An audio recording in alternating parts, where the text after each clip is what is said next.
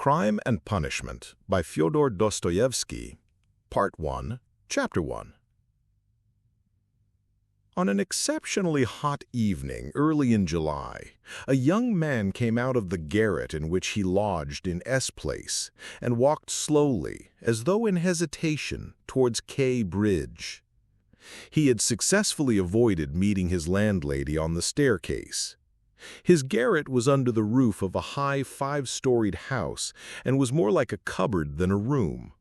The landlady who provided him with garret, dinners, and attendance lived on the floor below, and every time he went out he was obliged to pass her kitchen, the door of which invariably stood open. And each time he passed, the young man had a sick, frightened feeling, which made him scowl and feel ashamed. He was hopelessly in debt to his landlady and was afraid of meeting her. This was not because he was a cowardly and abject, quite the contrary, but for some time past he had been in an overstrained, irritable condition, verging on hypochondria.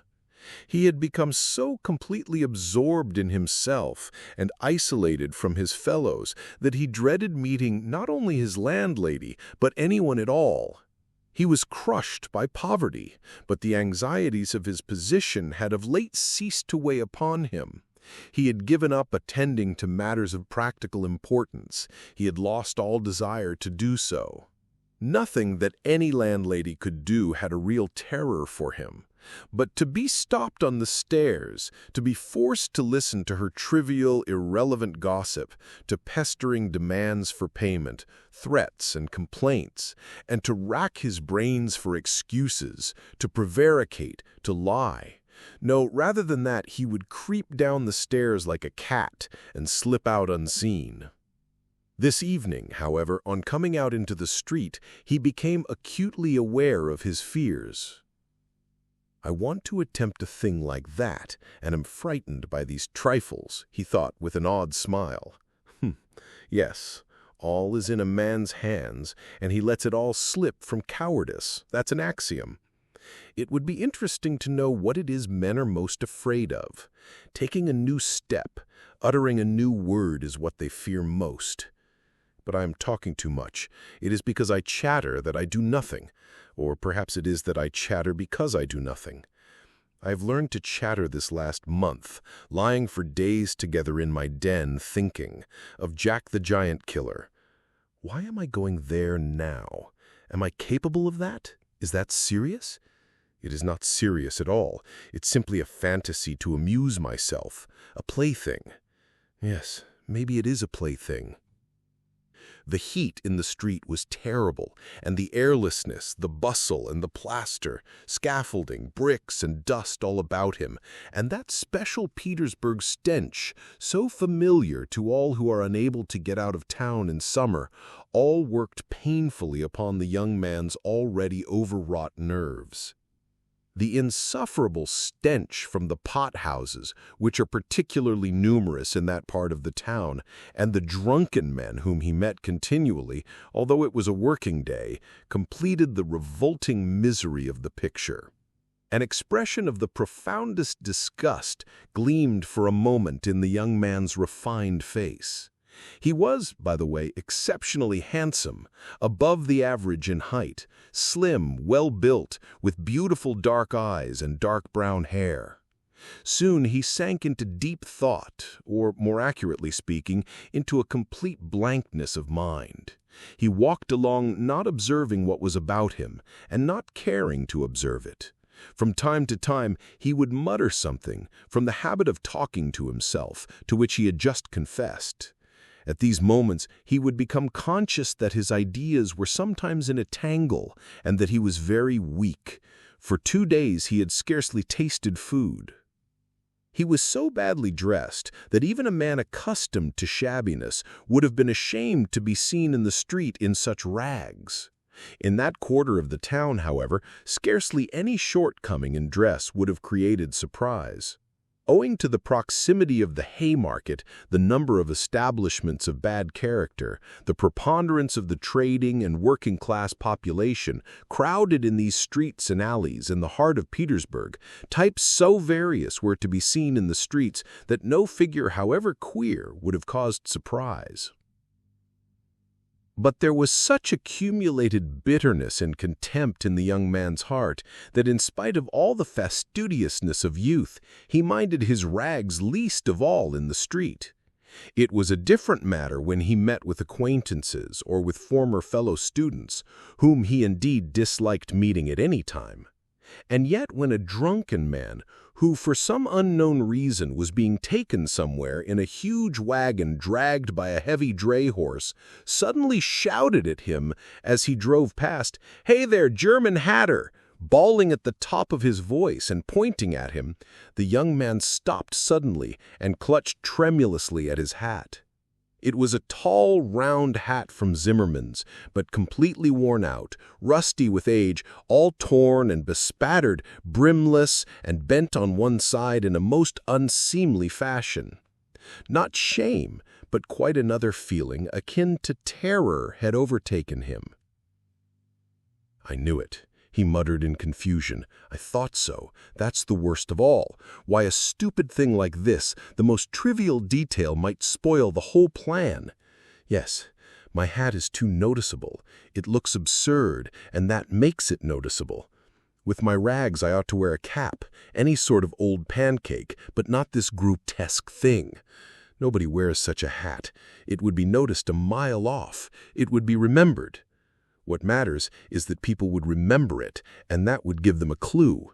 For this business one should be as little conspicuous as possible. Trifles are what matter. Why, it is just such trifles that always ruin everything." He had not far to go. He indeed knew how many steps it was from the gate of his lodging-house. Exactly 730. He had counted them once when he had been lost in dreams. At the time he had put no faith in those dreams, and was only tantalizing himself with their hideous but daring recklessness. Now, a month later, he had begun to look upon them differently, and, in spite of the monologues in which he jeered at his own impotence and indecision, he had involuntarily come to regard this hideous dream as an exploit to be attempted, although he still did not realize this himself. He was positively going now for a rehearsal of his project, and at every step his excitement grew more and more violent. With a sinking heart and a nervous tremor, he went up to a huge house, which on one side looked onto the canal and on the other into the street. This house was let out in tiny tenements and was inhabited by working people of all kinds: tailors, locksmiths, cooks, Germans of sorts, girls picking up their living as best they could, petty clerks, etc. There was a continual coming and going through the two gates of the house and in the two courtyards. 3 or 4 doorkeepers were employed on the building. The young man was very glad to meet none of them, and at once slipped unnoticed through the door on the right and up the staircase. It was a back staircase, dark and narrow, but he was familiar with it already and knew his way, and he liked all these surroundings. In such darkness, even the most inquisitive eyes were not to be dreaded. "If I am so scared now, what would it be if it somehow came to pass that I were really going to do it?" He could not help asking himself as he reached the 4th story. There his progress was barred by some porters who were engaged in moving furniture out of a flat. He knew that the flat had been occupied by a German clerk in the civil service and his family. This German was moving out then, and so the 4th floor on this staircase would be untenanted except by the old woman. "That's a good thing anyway," he thought to himself, as he rang the bell of the old woman's flat. The bell gave a faint tinkle as though it were made of tin and not of copper. The little flats in such houses always have bells that ring like that. He had forgotten the note of that bell, and now its peculiar tinkle seemed to remind him of something and to bring it clearly before him. He started. His nerves were terribly overstrained by now. In a little while, the door was opened a tiny crack. The old woman eyed her visitor with evident distrust through the crack, and nothing could be seen but her little eyes, glittering in the darkness. But seeing a number of people on the landing, she grew bolder and opened the door wide. The young man stepped into the dark entry, which was partitioned off from the tiny kitchen. The old woman stood facing him in silence and looking inquiringly at him. She was a diminutive, withered-up old woman of 60, with sharp, malignant eyes and a sharp little nose.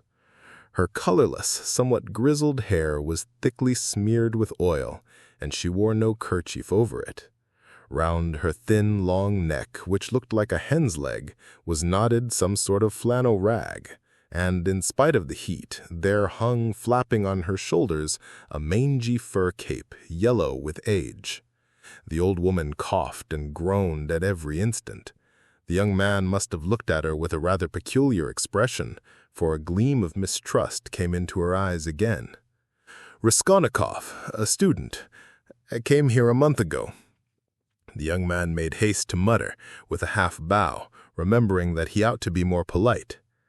"I remember, my good sir, I remember quite well your coming here," the old woman said distinctly, still keeping her inquiring eyes on his face. "And here I am again on the same errand," Raskolnikov continued, a little disconcerted and surprised at the old woman's mistrust. "Perhaps she is always like that, though, only I did not notice it the other time," he thought with an uneasy feeling. The old woman paused, as though hesitating, then stepped on one side and, pointing to the door of the room, she said, letting her visitor pass in front of her, "Step in, my good sir."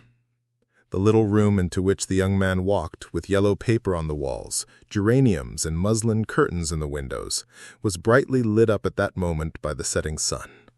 "So the sun will shine like this then, too," flashed as it were by chance through Raskolnikov's mind, and with a rapid glance he scanned everything in the room, trying as far as possible to notice and remember its arrangement. But there was nothing special in the room. The furniture, all very old and of yellow wood, consisted of a sofa with huge bent wooden back, an oval table in front of the sofa, a dressing table with a looking-glass fixed on it between the windows, chairs along the walls, and 2 or 3 halfpenny prints in yellow frames, representing German damsels with birds in their hands. That was all. In the corner, a light was burning before a small icon. Everything was very clean. The floor and the furniture were brightly polished. Everything shone. "Lizaveta's work," thought the young man. There was not a speck of dust to be seen in the whole flat. It's in the houses of spiteful old widows that one finds such cleanliness, Raskolnikov thought again, and he stole a curious glance at the cotton curtain over the door leading into another tiny room, in which stood the old woman's bed and chest of drawers, and into which he had never looked before. These 2 rooms made up the whole flat. "What do you want?" the old woman said severely, coming into the room, and, as before, standing in front of him so as to look him straight in the face. "I've brought something to pawn here." He drew out of his pocket an old-fashioned flat silver watch, on the back of which was engraved a globe. The chain was steel. "But the time is up for your last pledge. The month was up the day before yesterday. I will bring you the interest for another month. Wait a little." "But that's for me to do as I please, my good sir, to wait or to sell your pledge at once." "How much will you give me for the watch, Alyona Ivanovna?" "You come with such trifles, my good sir. It's scarcely worth anything. I gave you 2 rubles last time for your ring, and one could buy it quite new at a jeweler's for 1.5 rubles. "Give me 4 rubles for it. I shall redeem it. It was my father's. I shall be getting some money soon." 1.5 rubles, and interest in advance, if you like." 1.5 rubles, cried the young man. "Please yourself," and the old woman handed him back the watch. The young man took it and was so angry that he was on the point of going away, but checked himself at once, remembering that there was nowhere else he could go, and that he had another object also in coming. "Hand it over," he said roughly. The old woman fumbled in her pocket for her keys and disappeared behind the curtain into the other room. The young man, left standing alone in the middle of the room, listened inquisitively, thinking. He could hear her unlocking the chest of drawers. It must be the top drawer, he reflected. So she carries the keys in a pocket on the right, all in one bunch on a steel ring. And there's one key there, 3 times as big as all the others, with deep notches. That can't be the key of the chest of drawers. Then there must be some other chest or strongbox. That's worth knowing. Strong boxes always have keys like that. But how degrading it all is. The old woman came back. Here, sir, as we say 10 kopecks the ruble a month, so I must take 15 kopecks from a ruble and a half for the month in advance.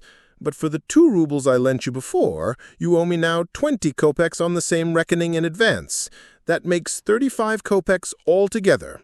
So I must give you a ruble and 15 kopecks for the watch. Here it is. What? Only a ruble and 15 kopecks now? Just so. The young man did not dispute it and took the money. He looked at the old woman and was in no hurry to get away, as though there was still something he wanted to say or to do, but he did not himself quite know what. I may be bringing you something else in a day or two, Alyona Ivanovna. A valuable thing. Silver, a cigarette box, as soon as I get it back from a friend. He broke off in confusion. Well, we will talk about it then, sir. Goodbye. Are you always at home alone? Your sister is not here with you, he asked her as casually as possible as he went out into the passage. What business is she of yours, my good sir? Oh, nothing particular. I simply asked. You are too quick. Good day, Alyona Ivanovna. Raskolnikov went out in complete confusion. This confusion became more and more intense. As he went down the stairs, he even stopped short 2 or 3 times, as though suddenly struck by some thought. When he was in the street, he cried out, "Oh God, how loathsome it all is! And can I possibly? No, it's nonsense, it's rubbish," he added resolutely. And how could such an atrocious thing come into my head? What filthy things my heart is capable of! Yes, filthy above all, disgusting, loathsome, loathsome. And for a whole month I've been... But no words, no exclamations could express his agitation.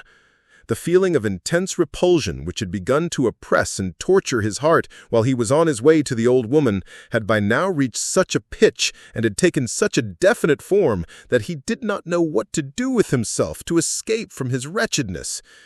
He walked along the pavement like a drunken man, regardless of the passers-by and jostling against them, and only came to his senses when he was in the next street. Looking round, he noticed that he was standing close to a tavern, which was entered by steps leading from the pavement to the basement. At that instant, 2 drunken men came out at the door, and abusing and supporting one another, they mounted the steps. Without stopping to think, Raskolnikov went down the steps at once. Till that moment he had never been into a tavern, but now he felt giddy and was tormented by a burning thirst. He longed for a drink of cold beer, and attributed his sudden weakness to the want of food. He sat down at a sticky little table in a dark and dirty corner, ordered some beer, and eagerly drank off the first glassful. At once he felt easier, and his thoughts became clear. He said, "Oh, that's nonsense, and there's nothing in it all to worry about. It's simply physical derangement. Just a glass of beer, a piece of dry bread, and in one moment the brain is stronger, the mind is clearer, and the will is firm. Phew, how utterly petty it all is!" But in spite of this scornful reflection, he was by now looking cheerful, as though he was suddenly set free from a terrible burden. He gazed round in a friendly way at the people in the room. But even at that moment he had a dim foreboding that this happier frame of mind was also not normal. There were few people at the time in the tavern. Besides the 2 drunken men he had met on the steps, a group consisting of about 5 men and a girl with a concertina had gone out at the same time. Their departure left the room quiet and rather empty. The persons still in the tavern were a man who appeared to be an artisan, drunk but not extremely so, sitting before a pot of beer, and his companion, a huge, stout man with a gray beard in a short, full-skirted coat. He was very drunk and had dropped asleep on the bench. Every now and then, he started, as though in his sleep, cracking his fingers with his arms wide apart and the upper part of his body bounding about on the bench, while he hummed some meaningless refrain, trying to recall some lines like these. His wife a year he fondly loved, his wife a year he fondly loved, or suddenly waking up again. Walking along the crowded row, he met the one he used to know. But no one shared his enjoyment. His silent companion looked with positive hostility and mistrust at all these manifestations. There was another man in the room who looked somewhat like a retired government clerk. He was sitting apart, now and then sipping from his pot and looking round at the company. He too appeared to be in some agitation. Chapter 2. Raskolnikov was not used to crowds, and, as we said before, he avoided society of every sort, more especially of late. But now, all at once, he felt a desire to be with other people. Something new seemed to be taking place within him, and with it he felt a sort of thirst for company. He was so weary after a whole month of concentrated wretchedness and gloomy excitement that he longed to rest, if only for a moment, in some other world, whatever it might be, and in spite of the filthiness of the surroundings, he was glad now to stay in the tavern. The master of the establishment was in another room, but he frequently came down some steps into the main room, his jaunty, tarred boots with red turnover tops coming into view each time before the rest of his person. He wore a full coat and a horribly greasy black satin waistcoat with no cravat, and his whole face seemed smeared with oil like an iron lock. At the counter stood a boy of about 14, and there was another boy somewhat younger who handed whatever was wanted. On the counter lay some sliced cucumber, some pieces of dried black bread, and some fish chopped up small, all smelling very bad. It was insufferably close, and so heavy with the fumes of spirits that 5 minutes in such an atmosphere might well make a man drunk. There are chance meetings with strangers that interest us from the first moment, before a word is spoken. Such was the impression made on Raskolnikov by the person sitting a little distance from him, who looked like a retired clerk. The young man often recalled this impression afterwards, and even ascribed it to presentiment. He looked repeatedly at the clerk, partly no doubt because the latter was staring persistently at him, obviously anxious to enter into conversation. At the other persons in the room, including the tavern-keeper, the clerk looked as though he were used to their company and weary of it, showing a shade of condescending contempt for them as persons of station and culture inferior to his own, with whom it would be useless for him to converse. He was a man over 50, bald and grizzled, of medium height and stoutly built. His face, bloated from continual drinking, was of a yellow, even greenish tinge, with swollen eyelids out of which keen reddish eyes gleamed like little chinks. But there was something very strange in him. There was a light in his eyes as though of intense feeling.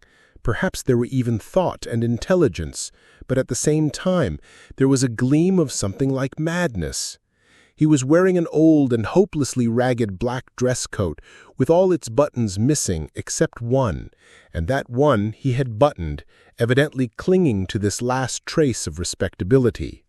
A crumpled shirt front, covered with spots and stains, protruded from his canvas waistcoat. Like a clerk, he wore no beard nor mustache, but had been so long unshaven that his chin looked like a stiff grayish brush.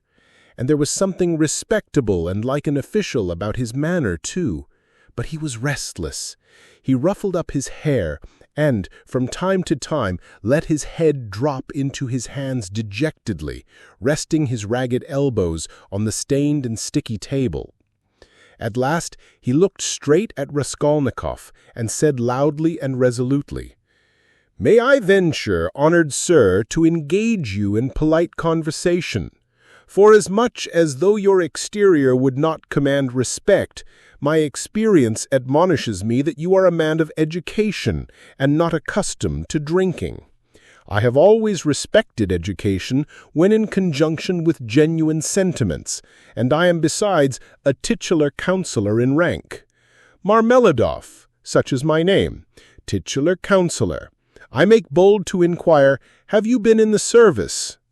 No, I am studying, answered the young man, somewhat surprised at the grandiloquent style of the speaker and also at being so directly addressed.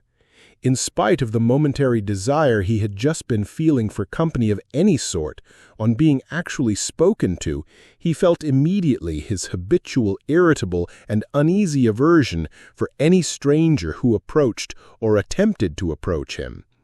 "A student, then, or formerly a student," cried the clerk. "Just what I thought. I'm a man of experience, immense experience, sir." And he tapped his forehead with his fingers in self-approval. "You've been a student or have attended some learned institution. But allow me." He got up, staggered, took up his jug and glass, and sat down beside the young man, facing him a little sideways. He was drunk, but spoke fluently and boldly, only occasionally losing the thread of his sentences and drawling his words. He pounced upon Raskolnikov as greedily as though he too had not spoken to a soul in a month. "Honored sir," he began, almost with solemnity, "poverty is not a vice, that's a true saying. Yet I know, too, that drunkenness is not a virtue, and that that's even truer. But beggary, honored sir, beggary is a vice.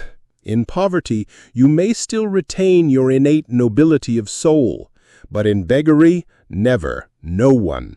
For beggary, a man is not chased out of human society with a stick, he is swept out with a broom, so as to make it as humiliating as possible. And quite right, too, for in beggary I am ready to be the first to humiliate myself. Hence the pothouse. Honored sir, a month ago Mr. Lebeziatnikov gave my wife a beating, and my wife is a very different matter than me. Do you understand? Allow me to ask you another question out of simple curiosity. Have you ever spent a night on a hay barge on the Neva? No, I have not happened to, answered Raskolnikov. What do you mean? Well, I've just come from one, and it's the 5th night I've slept so. He filled his glass, emptied it, and paused. Bits of hay were in fact clinging to his clothes and sticking to his hair. It seemed quite probable that he had not undressed or washed for the last 5 days. His hands, particularly, were filthy. They were fat and red, with black nails. His conversation seemed to excite a general, though languid, interest. The boys at the counter fell to sniggering. The innkeeper came down from the upper room, apparently on purpose to listen to the funny fellow, and sat down a little distance, yawning lazily, but with dignity. Evidently Marmeladov was a familiar figure here, and he had most likely acquired his weakness for high-flown speeches from the habit of frequently entering into conversation with strangers of all sorts in the tavern. This habit develops into a necessity in some drunkards, and especially in those who are looked after sharply and kept in order at home. Hence, in the company of other drinkers, they try to justify themselves and even, if possible, obtain consideration. "Funny fellow," pronounced the innkeeper. "And why don't you work? Why aren't you at your duty if you are in the service?" "Why am I not at my duty, honored sir?" Marmeladov went on, addressing himself exclusively to Raskolnikov, as though it had been he who put that question to him. "Why am I not at my duty? Does not my heart ache to think what a useless worm I am? A month ago, when Mr. Lebeziatnikov gave my wife with his own hands, and I lay drunk, didn't I suffer? Excuse me, young man, has it ever happened to you, to petition hopelessly for a loan?" "Yes, it has. But what do you mean by hopelessly?" hopelessly in the fullest sense, when you know beforehand that you will get nothing by it.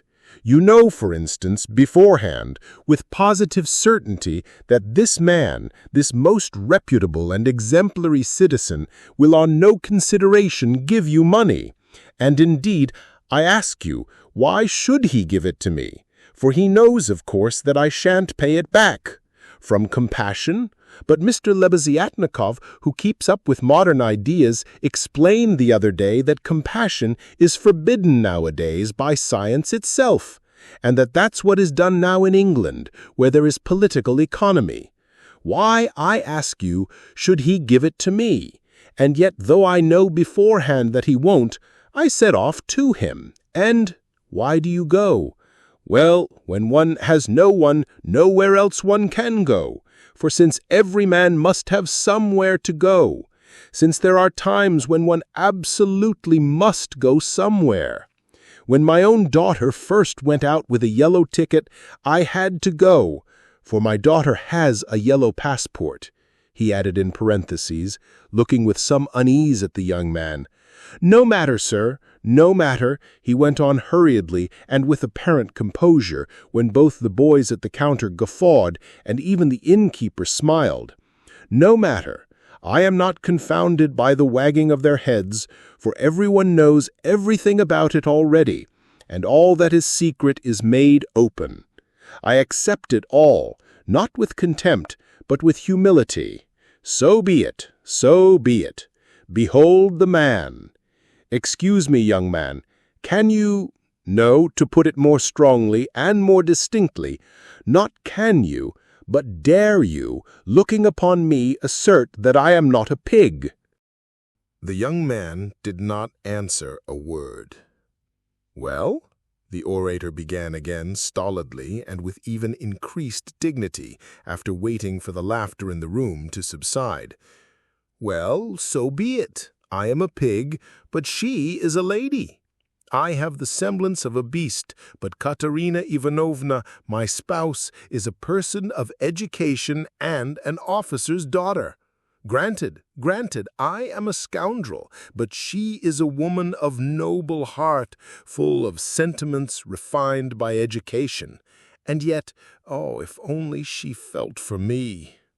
Honored sir, you know every man ought to have at least one place where people feel for him. But Katerina Ivanovna, though she is magnanimous, she is unjust. And yet, although I realize that when she pulls my hair, she only does it out of pity, for I repeat without being ashamed, she pulls my hair, young man, he declared with redoubled dignity, hearing the sniggering again. But, my God, if she would but once— But no, it's all in vain, and it's no use talking. For more than once my wish did come true, and more than once she has felt for me, but such is my fate, and I am a beast by nature. Rather, assented the innkeeper, yawning. Marmeladov struck his fist resolutely on the table. Such is my fate. Do you know, sir, I have sold her very stockings for drink?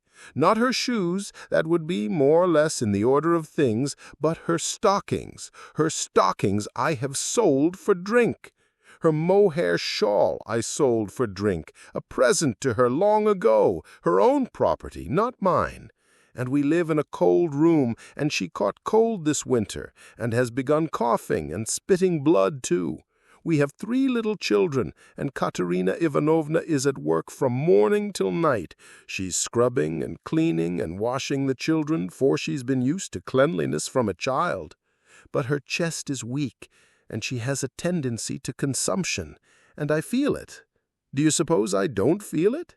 And the more I drink, the more I feel it. That's why I drink, too. I try to find sympathy and feeling in drink. I drink so that I may suffer twice as much. And as though in despair, he laid his head down on the table. Young man, he went on, raising his head again, in your face I seem to read some trouble of mind. When you came in, I read it, and that was why I addressed you at once. For in unfolding to you the story of my life, I do not wish to make myself a laughingstock before these idle listeners who indeed know all about it already, but I am looking for a man of feeling and education. Know then that my wife was educated in a high-class school for the daughters of noblemen, and on leaving she danced the shawl dance before the governor and other personages, for which she was presented with a gold medal and a certificate of merit. The medal, of course was sold long ago, but the certificate of merit is in her trunk still. And not long ago she showed it to our landlady. And although she is most continually on bad terms with the landlady, yet she wanted to tell someone or other of her past honors and of the happy days that are gone. I don't condemn her for it. I don't blame her, for the one thing left her is recollection of the past, and all the rest is dust and ashes. Yes, she is a lady of spirit, proud and determined. She scrubs the floors herself and has nothing but black bread to eat, but won't allow herself to be treated with disrespect. That's why she would not overlook Mr. Lebeziatnikov's rudeness to her, and so when he gave her a beating for it, she took to bed more from the hurt of her feelings than from the blows. She was a widow when I married her, with 3 children, one smaller than the other. She married her first husband, an infantry officer, for love, and ran away with him from her father's house. She was exceedingly fond of her husband, but he gave way to cards, got into trouble, and with that he died. He used to beat her at the end, and although she paid him back, of which I have authentic documentary evidence, to this day she speaks of him with tears, and she throws him up to me. And I am glad that though only in imagination, she should think of herself as having once been happy. And she was left at his death with 3 children in a wild and remote district where I happened to be at the time, and she was left in such hopeless poverty that, although I have seen many ups and downs of all sorts, I don't feel equal to describing it even. Her relatives had all thrown her off, and she was proud, too, excessively proud. And then, honored sir, and then I, being at the time a widower with a daughter of 14 left me by my first wife, offered her my hand, for I could not bear the sight of such suffering. You can judge the extremity of her calamities, that she, a woman of education and culture and distinguished family, should have consented to be my wife. But she did, weeping and sobbing and wringing her hands, she married me, for she had nowhere to turn. Do you understand, sir? Do you understand what it means when you have absolutely nowhere to turn? No, that you don't understand yet. And for a whole year I performed my duties conscientiously and faithfully, and did not touch this. He tapped the jug with his finger, for I have feelings. But even so, I could not please her. And then I lost my place, too, and that through no fault of mine, but through changes in the office, and then I did touch it. It will be a year and a half ago soon since we found ourselves at last, after many wanderings and numerous calamities, in this magnificent capital adorned with innumerable monuments. Here I obtained a situation. I obtained it, and I lost it again. Do you understand? This time it was through my own fault I lost it, for my weakness had come out. We now have part of a room at Amalia Fyodorovna Lipthavexel, and what we live upon and what we pay our rent with I could not say. There are a lot of people living there besides ourselves, dirt and disorder, a perfect bedlam. Yes, and meanwhile my daughter by my first wife has grown up. And what my daughter has had to put up with from her stepmother while she was growing up, I won't speak of. For though Katerina Ivanovna is full of generous feelings, she is a spirited lady, irritable and short-tempered. Yes, but it's no use going over that. Sonia, as you may well fancy, has had no education. I did make an effort 4 years ago to give her a course of geography and universal history, but as I was not very well up in those subjects myself, and we had no suitable books, and what books we had, anyway, we have not even those now, so all our instruction came to an end. We stopped at Cyrus of Persia. Since she has attained years of maturity, she has read other books of romantic tendency, and of late she had read with great interest a book she got through Mr. Lebeziatnikov, Levy's Physiology. Do you know it? And even recounted extracts from it to us. And that's the whole of her education. And now may I venture to address you, honored sir, on my own account with a private question. Do you suppose that a respectable poor girl can earn much with honest work? Not 15 farthings a day can she earn if she is respectable and has no special talent, and that without putting her work down for an instant. And what's more, Ivan Ivanitch Klopstock, the civil councillor, have you heard of him, has not to this day paid her for the half-dozen linen shirts she made him and drove her roughly away, stamping and reviling her, on the pretext that the shirt collars were not made like the pattern and were put in askew. And there are the little ones hungry, and Katerina Ivanovna walking up and down and wringing her hands, her cheeks flushed red, as they always are in that disease. Here you live with us, she says, you eat and drink and are kept warm, and you do nothing to help. And much she gets to eat and drink when there is not a crust for the little ones for 3 days. I was lying at the time. Well, what of it? I was lying drunk, and I heard my Sonia speaking. She is a gentle creature, with a soft little voice, fair hair, and such a pale, thin little face. She said, "Katerina Ivanovna, am I really to do a thing like that?" And Darya Fransovna, a woman of evil character and very well known to the police, had 2 or 3 times tried to get at her through the landlady. "And why not?" said Katerina Ivanovna with a jeer. "You are something mighty precious to be so careful of." But don't blame her, honored sir, don't blame her. She was not herself when she spoke, but driven to distraction by her illness and the crying of the hungry children, and it was said more to wound her than anything else, for that's Katerina Ivanovna's character, and when children cry, even from hunger, she falls to beating them at once. At 6 o'clock, I saw Sonia get up, put on her kerchief and her cape, and go out of the room, and about 9 o'clock she came back. She walked straight up to Katerina Ivanovna, and she laid 30 rubles on the table before her in silence. She did not utter a word. She did not even look at her. She simply picked up our big green drap de dame's shawl. We have a shawl, made of drap de dames.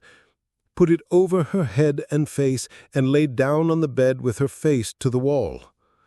Only her little shoulders and her body kept shuddering. And I went on lying there, just as before. And then I saw, young man, I saw Katerina Ivanovna, in the same silence, go up to Sonia's little bed.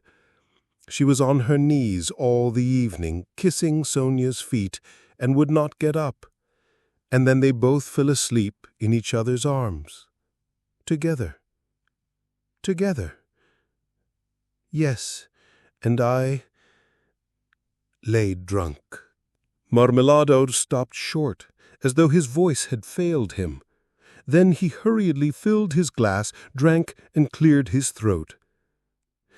"Since then, sir," he went on after a brief pause, "since then, owing to an unfortunate occurrence, and through information given by evil-intentioned persons, in all which Darya Fransovna took a leading part on the pretense that she had been treated with want of respect, since then my daughter, Sofia Semyonovna, has been forced to take a yellow ticket, and owing to that she is unable to go on living with us, for our landlady, Amalia Fedorovna, would not hear of it, though she had backed up Darya Fransovna before, and Mr. Lebeziatnikov, too.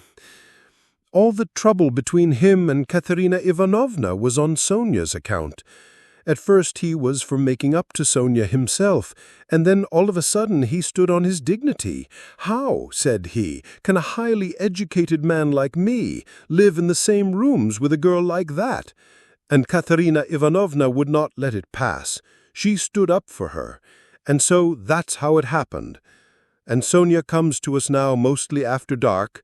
She comforts Katerina Ivanovna and gives her all she can. She has a room at the Kopernaumovs, the tailors. She lodges with them. Kopernaumov is a lame man with a cleft palate, and all of his numerous family have cleft palates too.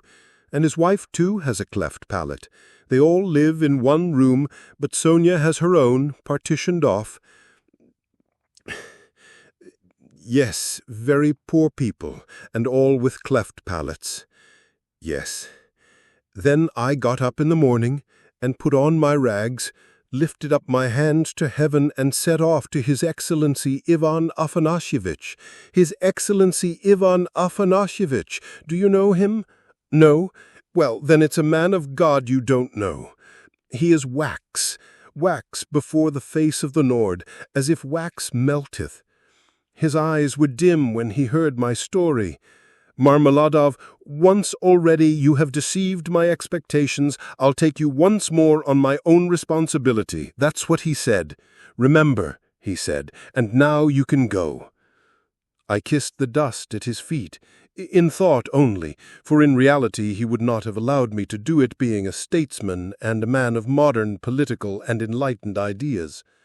I returned home, and when I announced that I'd been taken back into the service and should receive a salary, heavens, what a to-do there was! Marmeladov stopped again in violent excitement. At that moment, a whole party of revelers, already drunk, came in from the street, and the sounds of a hired concertina and the cracked piping voice of a child of 7 singing the Hamlet were heard in the entry. The room was filled with noise.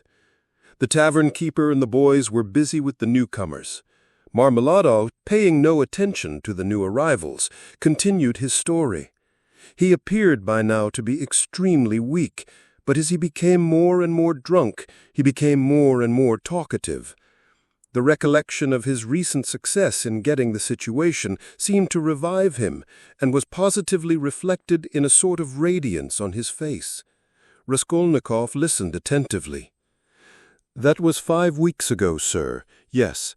As soon as Katerina Ivanovna and Sonia heard of it, mercy on us, it was as though I stepped into the kingdom of heaven. It used to be, you can lie like a beast, nothing but abuse. Now they were walking on tiptoe, hushing the children. Semyon Zakharovich is tired with his work at the office. He's resting. Shh. They made me coffee before I went to work and boiled cream for me. They began to get real cream for me. Do you hear that? And how they managed to get together the money for a decent outfit, 11 rubles and 50 kopecks, I can't guess. Boots, cotton shirt fronts, most magnificent, a uniform. They got up in all splendid style for 11 rubles and a half. The first morning I came back from the office, I found Katerina Ivanovna had cooked 2 courses for dinner, soup and salt meat with horseradish, which we had never dreamed of till then. She had not had any dresses, none at all, but she got herself up as though she were going on a visit. And not that she'd had anything to do it with, she smartened herself up with nothing. She had done her hair nicely, put on a clean collar of some kind, cuffs, and there she was, quite a different person. She was younger and better looking. Sonia, my little darling, had only helped with money. For the time, she said. It won't do for me to come and see you too often. After dark, maybe, when no one can see. Do you hear? Do you hear? I laid down for a nap after dinner, and what do you think? Though Katerina Ivanovna had quarreled to the last degree with our landlady Amalia Fedorovna only a week ago, she could not resist then asking her in for coffee. For 2 hours they were sitting, whispering together. Semyon Zakharovich is in the service now and receiving a salary, and he went himself to His Excellency, and His Excellency himself came out to him, made all the others wait, and led Semyon Zakharovich by the hand before everybody into his study. Do you hear? Do you hear? To be sure, says he, Semyon Zakharovich, remembering your past services, and in spite of your propensity to that foolish weakness, since you promise now, and since moreover we've got on badly without you, do you hear? Do you hear? And so he says, I rely now on your word as a gentleman. And all that, let me tell you, she has simply made up for herself. And not simply out of wantonness, for the sake of bragging. No, she believes it all herself. She amuses herself with her own fancies. Upon my word, she does. And I don't blame her for it. No, I don't blame her. 6 days ago, when I brought her my first earnings in full, 23 rubles and 40 kopecks altogether, she called me my poppet. Poppet, she said, my little poppet. And when we were by ourselves, you understand, you wouldn't think me a beauty, you wouldn't think much of me as a husband, would you? Well, she pinched my cheek. My little poppet, she said. Marmeladov broke off, tried to smile, but suddenly his chin began to twitch. He controlled himself, however. The tavern, the degraded appearance of the man, the 5 nights in the hay-barge, and the pot of spirits, and yet this poignant love for his wife and children bewildered his listener. Raskolnikov listened intently, but with a sick sensation. He felt vexed that he had come here. "Honored sir, cried Marmeladov, recovering himself.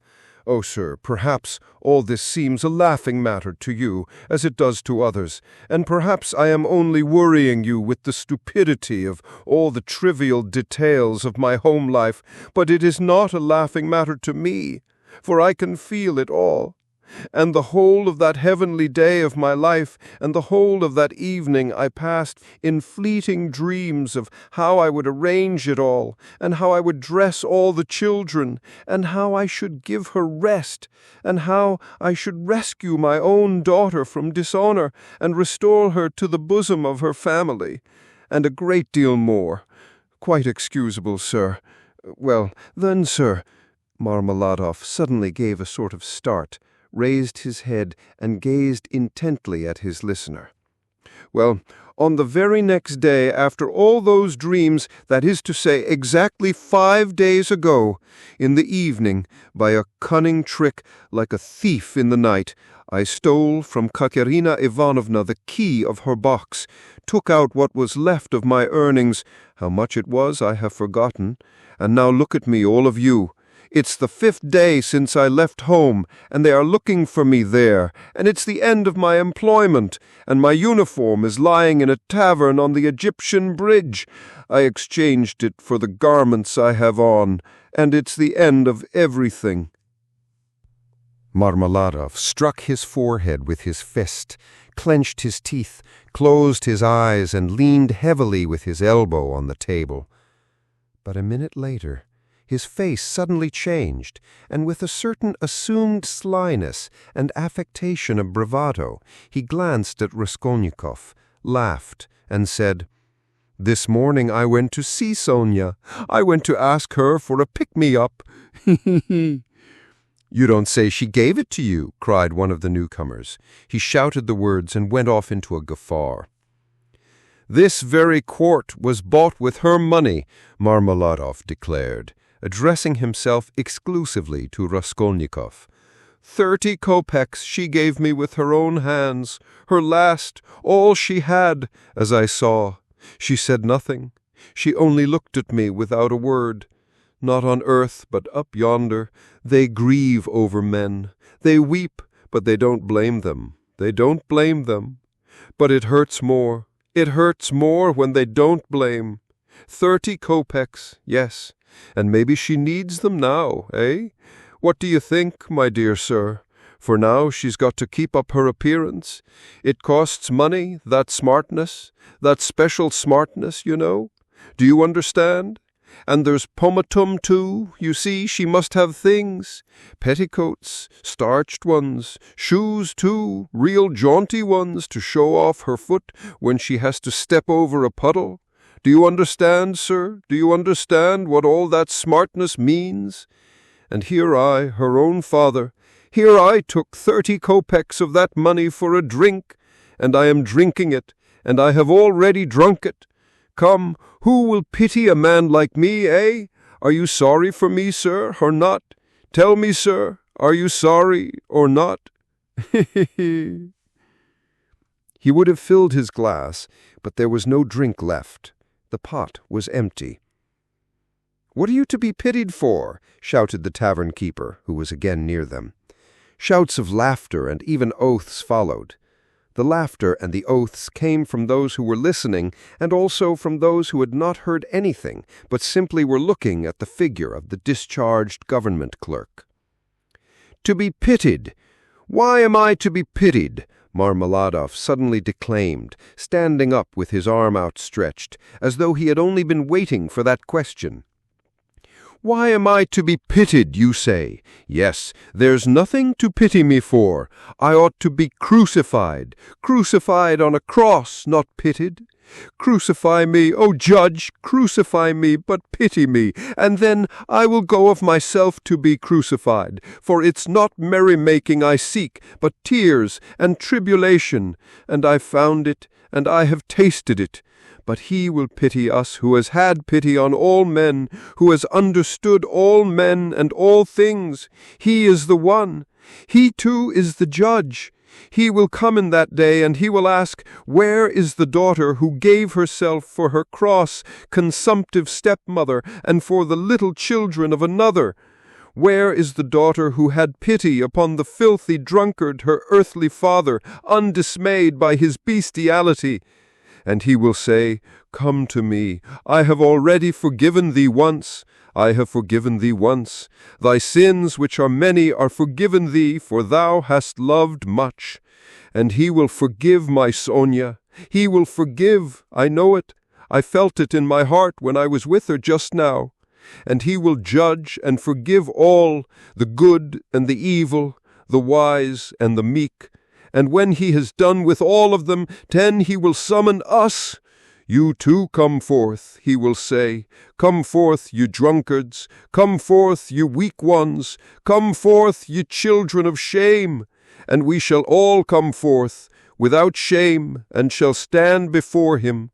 And he will say unto us, Ye are swine, made in the image of the beast and with his mark, but come ye also. And the wise ones, and those of understanding will say, O Lord, why dost thou receive these men?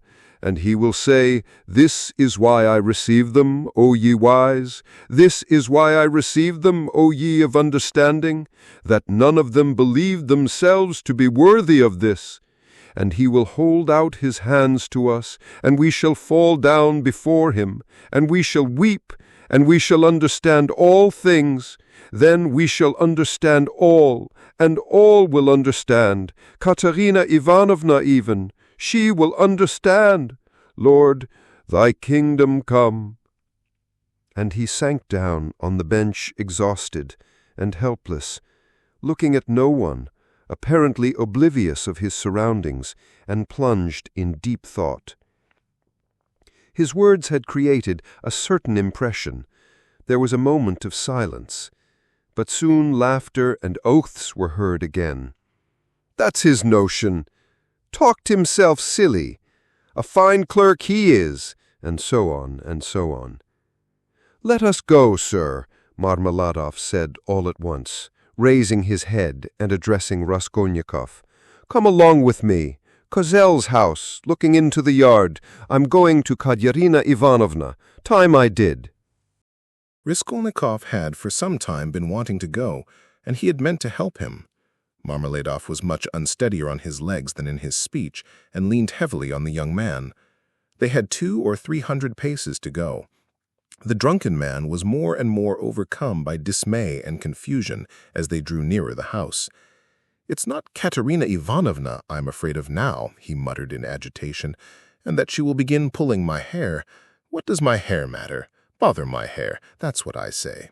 Indeed, it will be better if she does begin pulling it. That's not what I'm afraid of. It's her eyes I'm afraid of. Yes, her eyes. The red on her cheeks, too, frightens me, and her breathing, too. Have you noticed how people in that disease breathe when they are excited? I'm frightened of the children's crying, too, for if Sonia has not taken them food, I don't know what's happened. I don't know. But blows I am not afraid of. No, sir, that such blows are not a pain to me, but even an enjoyment. In fact, I can't get on without it. It's better so. Let her strike me. It relieves her heart. It's better so. There is the house of Kozel, the cabinet-maker, a German, well-to-do. Lead the way." They went in from the yard and up to the 4th story. The staircase got darker and darker as they went up. It was nearly 11 o'clock, and although in summer in Petersburg there is no real night, yet it was quite dark at the top of the stairs. A grimy little door at the very top of the stairs stood ajar. A very poor-looking room, about 10 paces long, was lighted up by a candle end.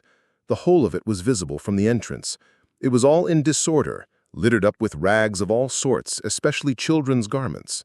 Across the furthest corner was stretched a ragged sheet. Behind it probably was the bed. There was nothing in the room except 2 chairs and a sofa covered with American leather, full of holes, before which stood an old deal kitchen table, unpainted and uncovered. At the edge of the table stood a smoldering tallow candle in an iron candlestick. It appeared that the family had a room to themselves, not part of a room, but their room was practically a passage. The door leading to the other rooms, or rather cupboards into which Amalia Lippwechsel's flat was divided, stood half open, and there was shouting, uproar, and laughter within. People seemed to be playing cards and drinking tea there. Words of the most unceremonious kind flew out from time to time. Raskolnikov recognized Katerina Ivanovna at once. She was a rather tall, slim, and graceful woman, terribly emaciated, with magnificent dark brown hair and with a hectic flush in her cheeks. She was pacing up and down in her little room, pressing her hands against her chest. Her lips were parched, and her breathing came in nervous, broken gasps. Her eyes glittered as in fever and looked about with a harsh, immovable stare. And that consumptive and excited face with the last flickering light of the candle end playing upon it made a sickening impression. She seemed to Raskolnikov about 30 years old, and was certainly a strange wife for Marmeladov. She had not heard them, and did not notice them coming in. She seemed to be lost in thought, hearing and seeing nothing. The room was close, but she had not opened the window. A stench rose from the staircase, but the door onto the stairs was not closed. From the inner rooms, clouds of tobacco smoke floated in. She kept coughing, but did not close the door. The youngest child, a girl in 6, was asleep, sitting curled up on the floor with her head on the sofa. A boy a year older stood crying and shaking in the corner. Probably he had just had a beating. Beside him stood a girl of 9 years old, tall and thin, wearing a thin and ragged chemise with an ancient cashmere pelisse flung over her bare shoulders, long outgrown and barely reaching her knees. Her arm, as thin as a stick, was around her brother's neck. She was trying to comfort him, whispering something to him and doing all she could to keep him from whimpering again. At the same time, her large dark eyes, which looked larger still from the thinness of her frightened face, were watching her mother with alarm. Marmeladov did not enter the door, but dropped on his knees in the very doorway, pushing Raskolnikov in front of him. The woman, seeing a stranger, stopped, indifferently facing him, coming to herself for a moment and evidently wondering what he had come for. But evidently she decided that he was going into the next room as he had to pass through hers to get there.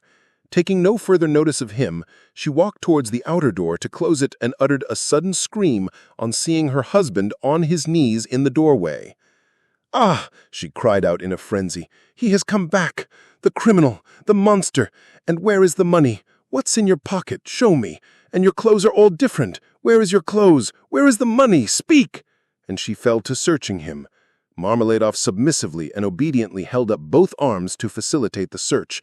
Not a farthing was there. "Where is the money?" she cried. "Mercy on us! Can he have drunk it all? There were 12 silver roubles left in the chest. and in fury she seized him by the hair and dragged him into the room. Marmeladov seconded her efforts by meekly crawling along on his knees.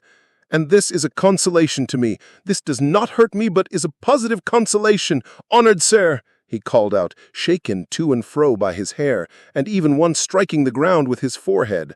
The child asleep on the floor woke up and began to cry. The boy in the corner, losing all control, began trembling and screaming and rushed to his sister in violent terror, almost in a fit. The eldest girl was shaking like a leaf. "He's drunk it! He's drunk it all!" the poor woman screamed in despair. "And his clothes are gone, and they are hungry, hungry!" And wringing her hands, she pointed to the children. "Oh, accursed life! And you, are you not ashamed?" She pounced all at once upon Raskolnikov. "From the tavern! Have you been drinking with him? You have been drinking with him too! Go away!" The young man was hastening away without uttering a word. The inner door was thrown wide open, and curious faces were peering in at the doorway. Coarse, laughing faces with pipes and cigarettes, and heads wearing caps thrust themselves in at the doorway. Further in could be seen figures in dressing grooms flung open, in costumes of unseemly scantiness, some of them with cards in their hands. They were particularly diverted when Marmeladov, dragged about by his hair, shouted that it was a consolation to him. They even began to come into the room. At last a sinister, shrill outcry was heard. This came from Amalia Lipvexel herself, pushing her way amongst them and trying to restore order after her own fashion, and for the 100th time to frighten the poor woman by ordering her with coarse abuse to clear out of the room the next day. As he went out, Raskolnikov had time to put his hand into his pocket, to snatch up the coppers he had received in exchange for his rouble in the tavern, and to lay them unnoticed on the window. Afterwards, on the stairs, he changed his mind and would have gone back. "What's a stupid thing I've done?" he thought to himself. "They have Sonia, and I want it myself." But reflecting that it would be impossible to take it back now, and that in any case he would not have taken it, he dismissed it with a wave of his hand and went back to his lodging. "Sonia wants pomatum too," he said as he walked along the street, and laughed malignantly. "Such smartness costs money. And maybe Sonia herself will be bankrupt today, for there's always a risk hunting big game, digging for gold. Then they would all be without a crust tomorrow except for my money. Hurrah for Sonia! What a mine they've dug there, and they're making the most of it. Yes, they are making the most of it. They've wept over it and grown used to it. Man grows to everything, the scoundrel." He sank into thought. "And what if I am wrong?" he cried suddenly after a moment's thought. "What if man is not really a scoundrel? Man in general, I mean, the whole race of mankind. Then all the rest is prejudice, simply artificial terrors, and there are no barriers, and it's all as it should be." Chapter 3. He waked up late next day after a broken sleep, but his sleep had not refreshed him. He waked up bilious, irritable, ill-tempered, and looked with hatred at his room. It was a tiny cupboard of a room about 6 paces in length. It had a poverty-stricken appearance, with its dusty yellow paper peeling off the walls, and it was so low-pitched that a man of more than average height was ill at ease in it, and felt every moment that he would knock his head against the ceiling. The furniture was in keeping with the room. There were 3 old chairs, rather rickety, a painted table in the corner on which lay a few manuscripts and books. The dust that lay thick upon them showed that they had been long untouched. A big, clumsy sofa occupied almost the whole of one wall and half the floor space of the room. It was once covered with chintz, but was now in rags, and served Raskolnikov as a bed.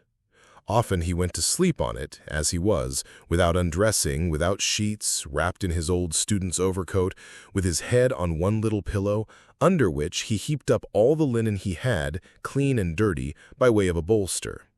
A little table stood in front of the sofa. It would have been difficult to sink to a lower ebb of disorder, but to Raskolnikov, in his present state of mind, this was positively agreeable. He had got completely away from everyone, like a tortoise in its shell, and even the sight of a servant girl who had to wait upon him and looked sometimes into his room made him writhe with nervous irritation. He was in the condition that overtakes some monomaniacs entirely concentrated upon one thing. His landlady had for the last fortnight given up sending him in meals, and he had not yet thought of expostulating with her, though he went without his dinner. Nastasia, the cook and only servant, was rather pleased at the lodger's mood and had entirely given up sweeping and doing his room. Only once a week or so she would stray into his room with a broom. She waked him up that day. "Get up! Why are you asleep?" she called to him. "It's past 9. I have brought you some tea. Will you have a cup? I should think you're fairly starving." Raskolnikov opened his eyes, started, and recognized Nastasia. "From the landlady, eh?" he asked, slowly and with a sickly face, sitting up on the sofa. "From the landlady, indeed." She set before him her own cracked teapot full of weak and stale tea, and laid 2 yellow lumps of sugar by the side of it. "Here, Nastasia, take it, please," he said, fumbling in his pocket, for he had slept in his clothes, and taking out a handful of coppers. "Run and buy me a loaf, and get me a little sausage, the cheapest, at the pork butcher's." "The loaf I'll fetch you this very minute, but wouldn't you rather have some cabbage soup instead of sausage? It's capital soup, yesterday's. I saved it for you yesterday, but you came in late. It's fine soup." When the soup had been brought, and he had begun upon it, Nastasia sat down beside him on the sofa and began chatting. She was a country peasant woman and a very talkative one. "Praskovya Pavlovna means to complain to the police about you," she said. He scowled. "To the police? What does she want?" "You don't pay her money, and you won't turn out of the room. That's what she wants, to be sure." "The devil! That's the last straw. No, that would not suit me. Just now." "She is a fool," he added aloud. "I'll go and talk to her today." "Fool she is and no mistake, just as I am. But why, if you're so clever, do you lie here like a sack and have nothing to show for it? One time you used to go out, you say, to teach children, but why is it you do nothing now?" "I am doing," Raskolnikov began, sullenly and reluctantly. "What are you doing?" "Work." "What sort of work?" "I'm thinking," he answered, seriously, after a pause. Nastasia was overcome with a fit of laughter. She was given to laughter, and when anything amused her, she laughed inaudibly, quivering and shaking all over till she felt ill. "And have you made much money by your thinking?" she managed to articulate at last. "One can't go out to give lessons without boots, and I'm sick of it." "Don't quarrel with your bread and butter. They pay so little for lessons. What's the use of a few coppers?" he answered, reluctantly, as though replying to his own thought. "And you want to get a fortune all at once?" He looked at her strangely.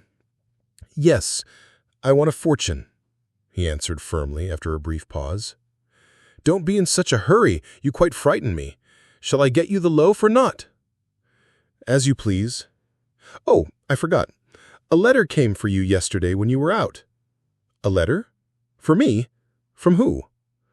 "I can't say. I gave 3 kopecks of my own to the postman for it. Will you pay me back?" "Then bring it to me. For God's sake, bring it. Good God." A minute later, the letter was brought him. That was it, from his mother, from the province of R. He turned pale when he took it. It was a long while since he had received a letter, but another feeling also suddenly stabbed his heart. "Nastasia, leave me alone for goodness sakes. Here are your 3 kopecks, but for goodness sakes, make haste and go." The letter was quivering in his hand. He did not want to open it in her presence. He wanted to be left alone with this letter. When Nastasia had gone out, he lifted it quickly to his lips and kissed it. Then he gazed intently at the address, the small, sloping handwriting so dear and familiar of the mother who had once taught him to read and write. He delayed. He seemed almost afraid of something. At last he opened it. It was a thick, heavy letter, weighing over 2 ounces. 2 large sheets of notepaper were covered with very small handwriting. "My dear Rodya," wrote her mother, "it's 2 months since I last had a talk with you by letter, which has distressed me, and even kept me awake at night thinking. But I am sure you will not blame me for my inevitable silence. You know how I love you. You are all we have to look to, Dunya and I. You are our all, our one hope, our one stay. What a grief it was to me when I heard that you had given up the university some months ago for want of means to keep yourself, and that you had lost your lessons and your other work. How could I help you out of my 120 rubles a year pension?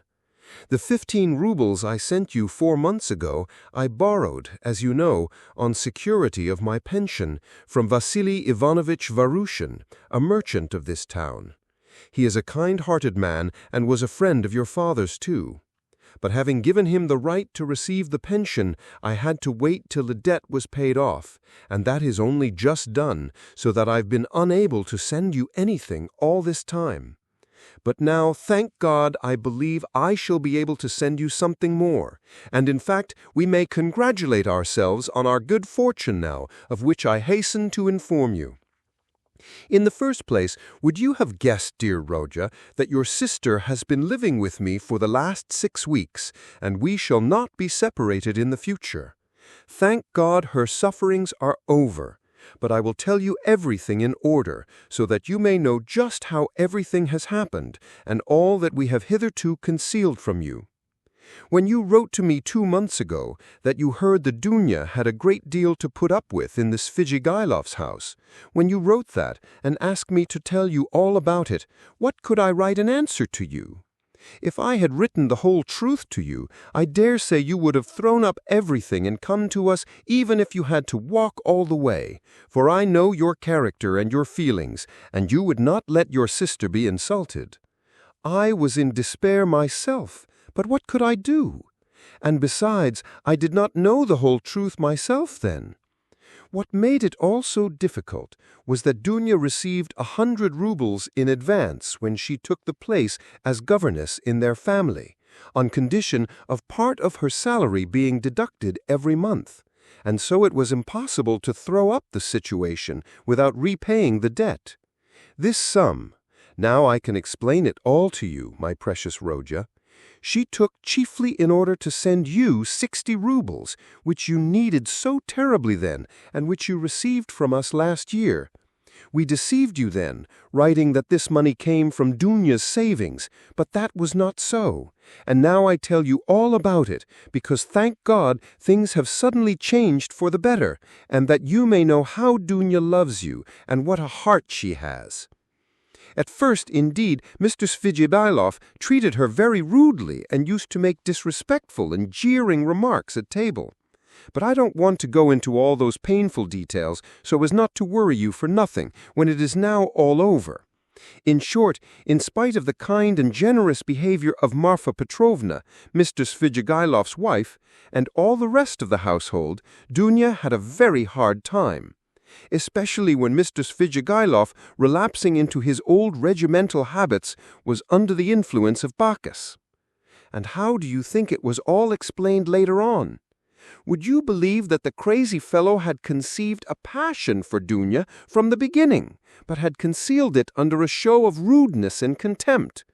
Possibly he was ashamed and horrified himself at his own flighty hopes, considering his age and being the father of a family, and that made him angry at Dunya. And possibly, too, he hoped by his rude and sneering behavior to hide the truth from others. But at last he lost all control and had the face to make Dunya an open and shameful proposal, promising her all sorts of inducements, and offering, besides, to throw up everything and take her to another estate of his, or even abroad. You can imagine all she went through. To leave her situation at once was impossible, not only on account of the money debt, but also to spare the feelings of Marfa Petrovna, whose suspicions would have been aroused. And then Dunya would have been the cause of a rupture in the family, and it would have meant a terrible scandal for Dunya, too. That would have been inevitable. There were various other reasons owing to which Dunya could not hope to escape from that awful house for another 6 weeks. You know Dunya, of course. You know how smart she is and what a strong will she has. Dunya can endure a lot, and even in the most difficult cases, she has the fortitude to maintain her firmness. She didn't even write to me about everything for fear of upsetting me, although we were constantly in communication. It all ended very unexpectedly.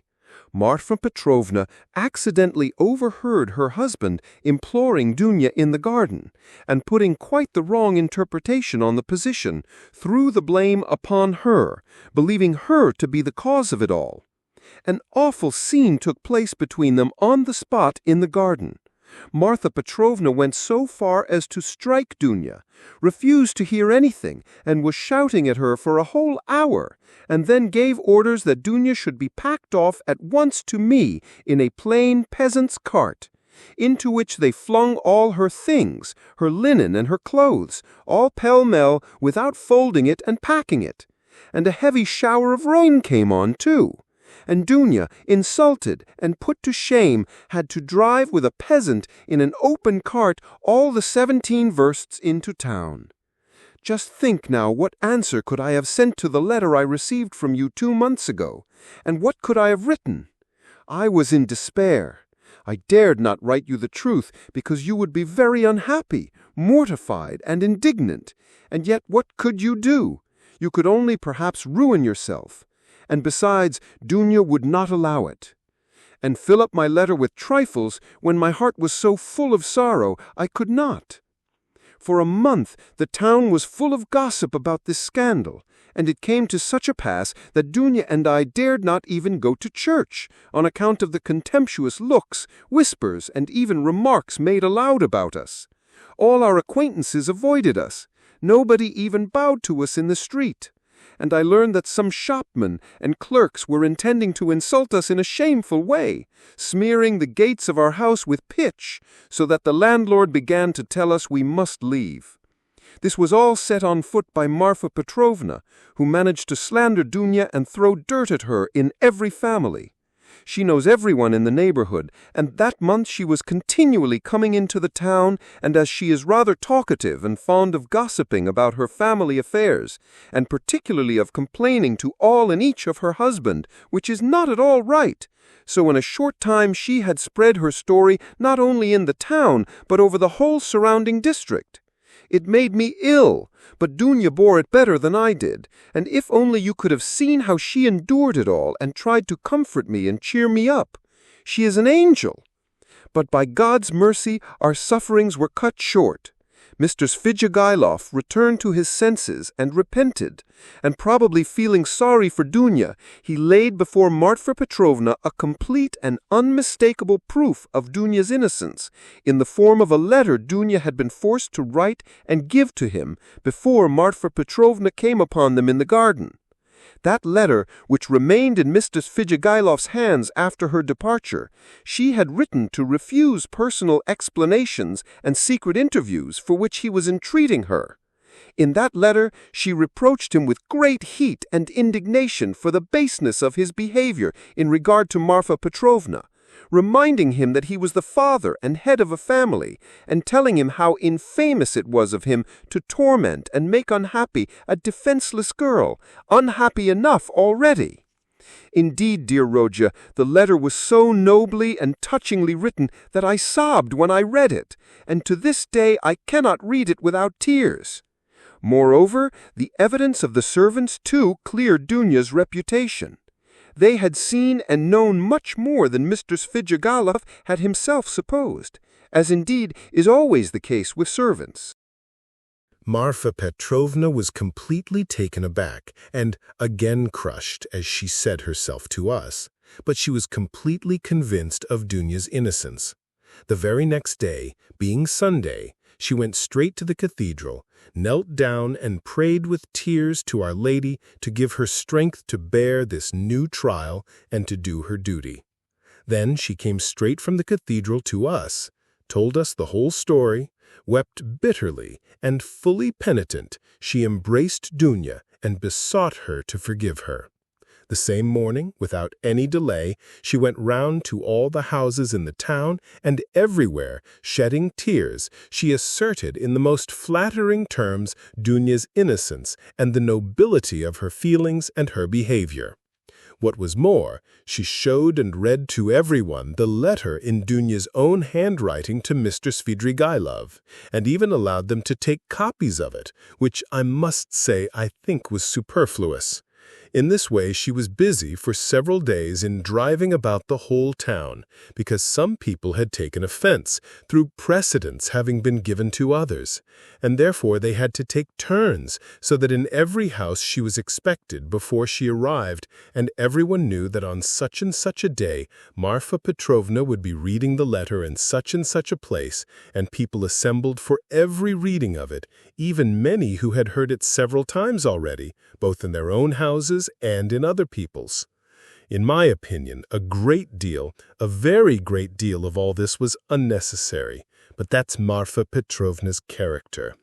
Anyway, she succeeded in completely re-establishing Dunya's reputation, and the whole ignominy of this affair rested as an indelible disgrace upon her husband, as the only person to blame, so that I really began to feel sorry for him. It was really treating the crazy fellow too harshly. Dunya was at once asked to give lessons in several families, but she refused. All of a sudden, everyone began to treat her with marked respect, and all this did much to bring about the event by which, one may say, our whole fortunes are now transformed. You must know, dear Rodya, that Dunya has a suitor, and that she has already consented to marry him. I hasten to tell you all about the matter, and though it has been arranged without asking your consent, I think you will not be aggrieved with me or with your sister on that account, for you will see that we could not wait and put off our decision till we heard from you, and you could not have judged all the facts without being on the spot. This was how it happened.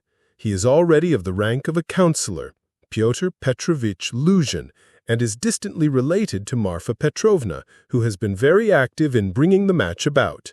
It began with his expressing through her his desire to make our acquaintance. He was properly received, drank coffee with us, and the very next day he sent us a letter in which he very courteously made an offer and begged for a speedy and decided answer. He is a very busy man and is in a great hurry to get to Petersburg, so that every moment is precious to him. At first, of course, we were greatly surprised as it had all happened so quickly and unexpectedly. We thought and talked it over the whole day. He is a well-to-do man, to be depended upon.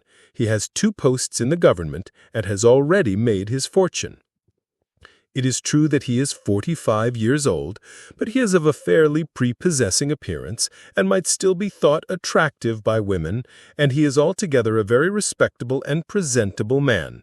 Only, he seems a little morose and somewhat conceited, but possibly that may only be the impression he makes at first sight. And beware, dear Rodya, when he comes to Petersburg, as he shortly will do, beware of judging him too hastily and severely as your way is, if there is anything you do not like in him at first sight. I give you this warning, although I feel sure that he will make a favorable impression upon you. Moreover, in order to understand any man, one must be deliberate and careful to avoid forming prejudices and mistaken ideas, which are very difficult to correct and get over afterwards. And Pyotr Petrovitch, judging by many indications, is a thoroughly estimable man.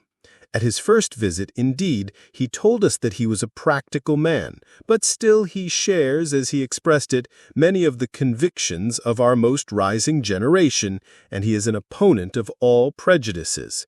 He said a good deal more, for he seems a little conceited and likes to be listened to, but this is scarcely a vice. I, of course, understood very little of it, but Dunya explained to me that, though he is not a man of great education, he is clever and seems to be good-natured. You know your sister's character, Rodya. She is a resolute, sensible, patient, and generous girl, but she has a passionate heart, as I know very well. Of course, there is no great love either on his side or on hers, but Dunya is a clever girl and has the heart of an angel, and will make it her duty to make her husband happy, who, on his side, will make her happiness his care. Of that we have no good reason to doubt, though it must be admitted the matter has been arranged in great haste. Besides, he is a man of great prudence, and he will see to sure that his own happiness will be the more secure the happier Dunya is with him. And as for some defects of character, for some habits and even certain differences of opinion, which indeed are inevitable in even the happiest marriages, Dunya has said that as regards all that, she relies on herself, that there is nothing to be uneasy about, and that she is ready to put up with a great deal if only their future relationship can be an honorable and straightforward one. He struck me, for example, at first as rather abrupt, but that may well come from him being an outspoken man, and that is no doubt how it is. For instance, at his second visit, after he had received Dunya's consent, in the course of conversation, he declared that before making Dunya's acquaintance, he had made up his mind to marry a girl of good reputation, without dowry, and above all, one who had experienced poverty, because, as he explained, a man ought not to be indebted to his wife, but it is better for a wife to look upon her husband as her benefactor. I must add that he expressed it more nicely and politely than I have done, for I have forgotten his actual phrases and only remember the meaning. And besides, it was obviously not said on design, but slipped out in the heat of conversation, so that he tried afterwards to correct himself and smooth it over. But all the same, it did strike me as somewhat rude, and I said so afterwards to Dunya. But Dunya was vexed, and answered that words are not deeds. And that is perfectly true. Dunya did not sleep all night before she made her mind, and thinking that I was asleep, she got out of bed and was walking up and down the room all night. At last she knelt down before the icon and prayed long and fervently, and in the morning she told me that she had decided. I have mentioned already that Pyotr Petrovitch is just setting off for Petersburg, where he has a great deal of business and he wants to open a legal bureau. He has been occupied for many years in conducting civil and commercial litigation, and only the other day he won an important case. He has to be in Petersburg because he has an important case before the Senate. So, Rodya dear, he may be of the greatest use to you, in every way indeed, and Dunya and I have agreed that from this very day you could definitely enter upon your career and might consider that your future is marked out and assured for you. Oh, if only this comes to pass!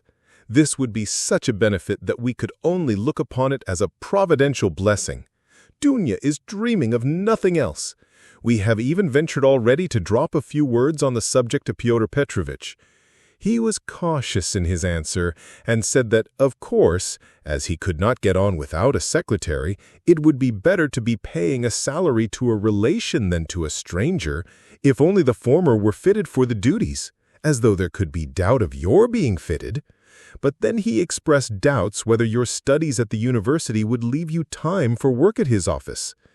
The matter dropped for the time, but Dunya is thinking of nothing else now.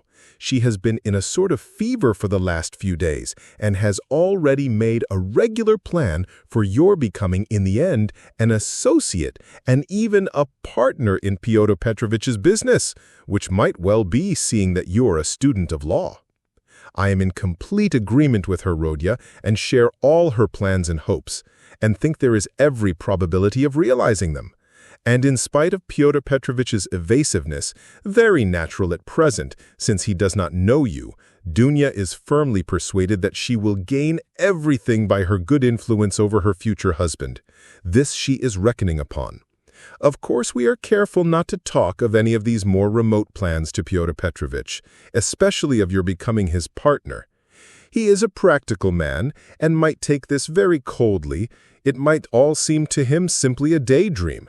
Nor has either Dunya or I breathed a word to him of the great hopes we have of his helping us to pay for your university studies. We have not spoken of it in the first place because it will come to pass of itself later on, and he will no doubt, without wasting words, offer to do it of himself, as though he could refuse Dunya that. The more readily, since you may by your own efforts become his right hand in the office and receive this assistance not as a charity, but as a salary earned by your own work. Dunya wants to arrange it all like this, and I quite agree with her. And we have not spoken of our plans for another reason. That is, because I particularly wanted you to feel on an equal footing when you first meet him.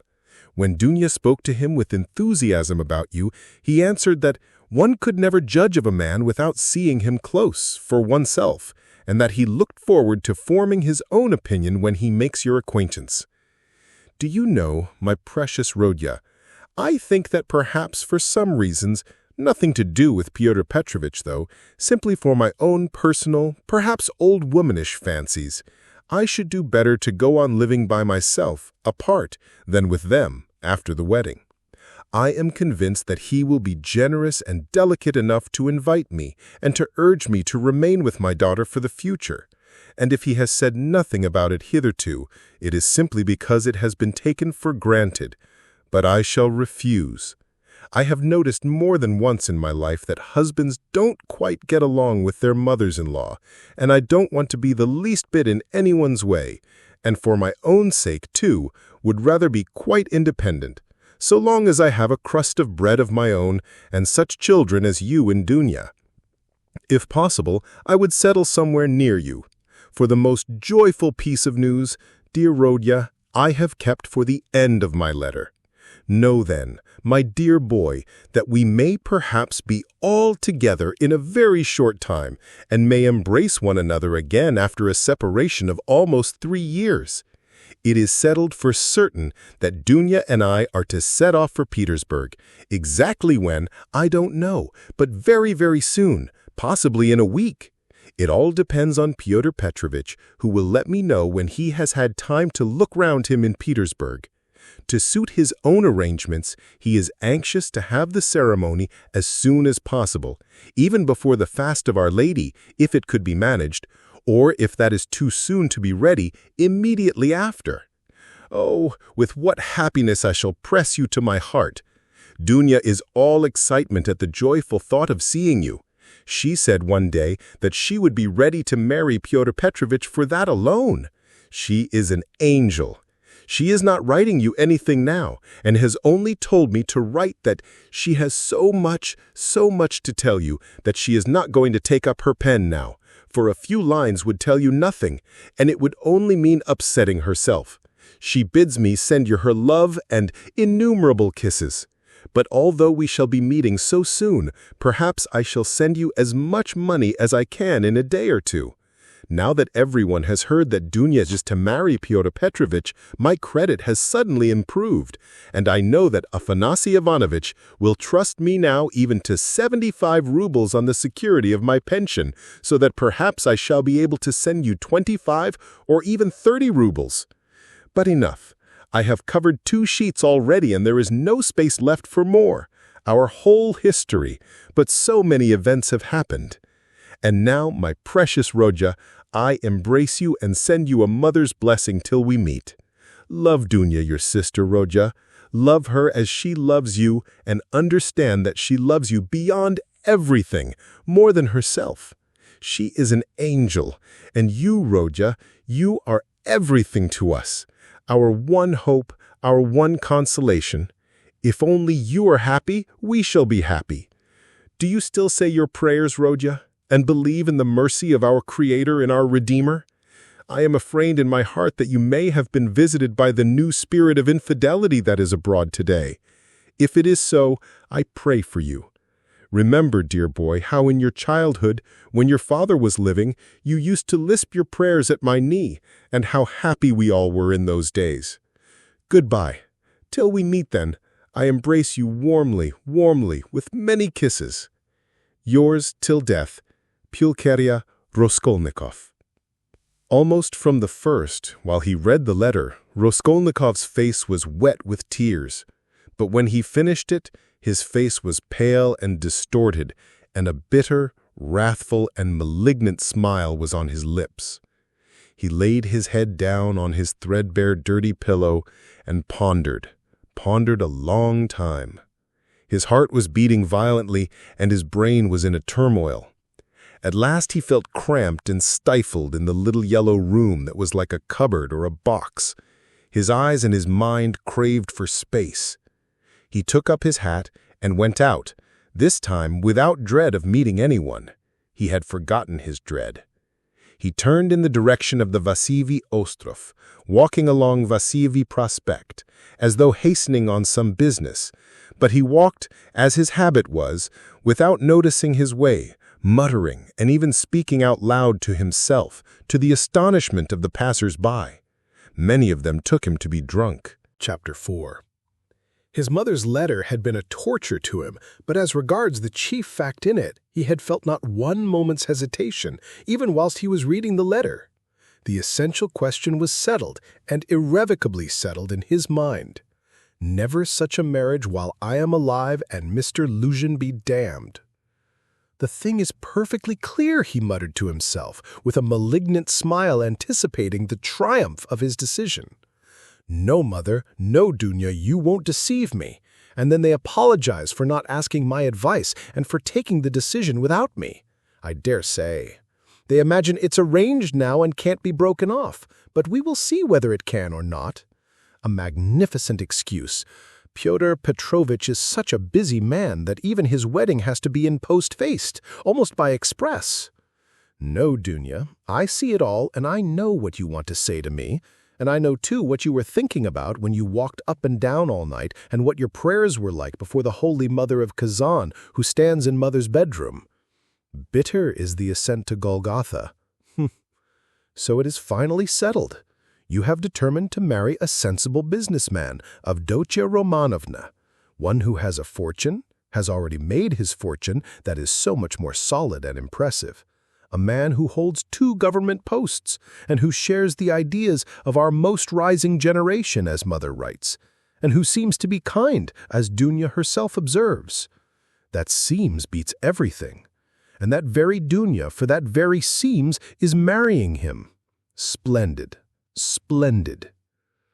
But I should like to know why Mother has written to me about our most rising generation. Simply as a descriptive touch, or with the idea of prepossessing me in favor of Mr. Luzhin. Oh, the cunning of them! I should like to know one more thing, how far they were open with one another that day and night, and all this time since.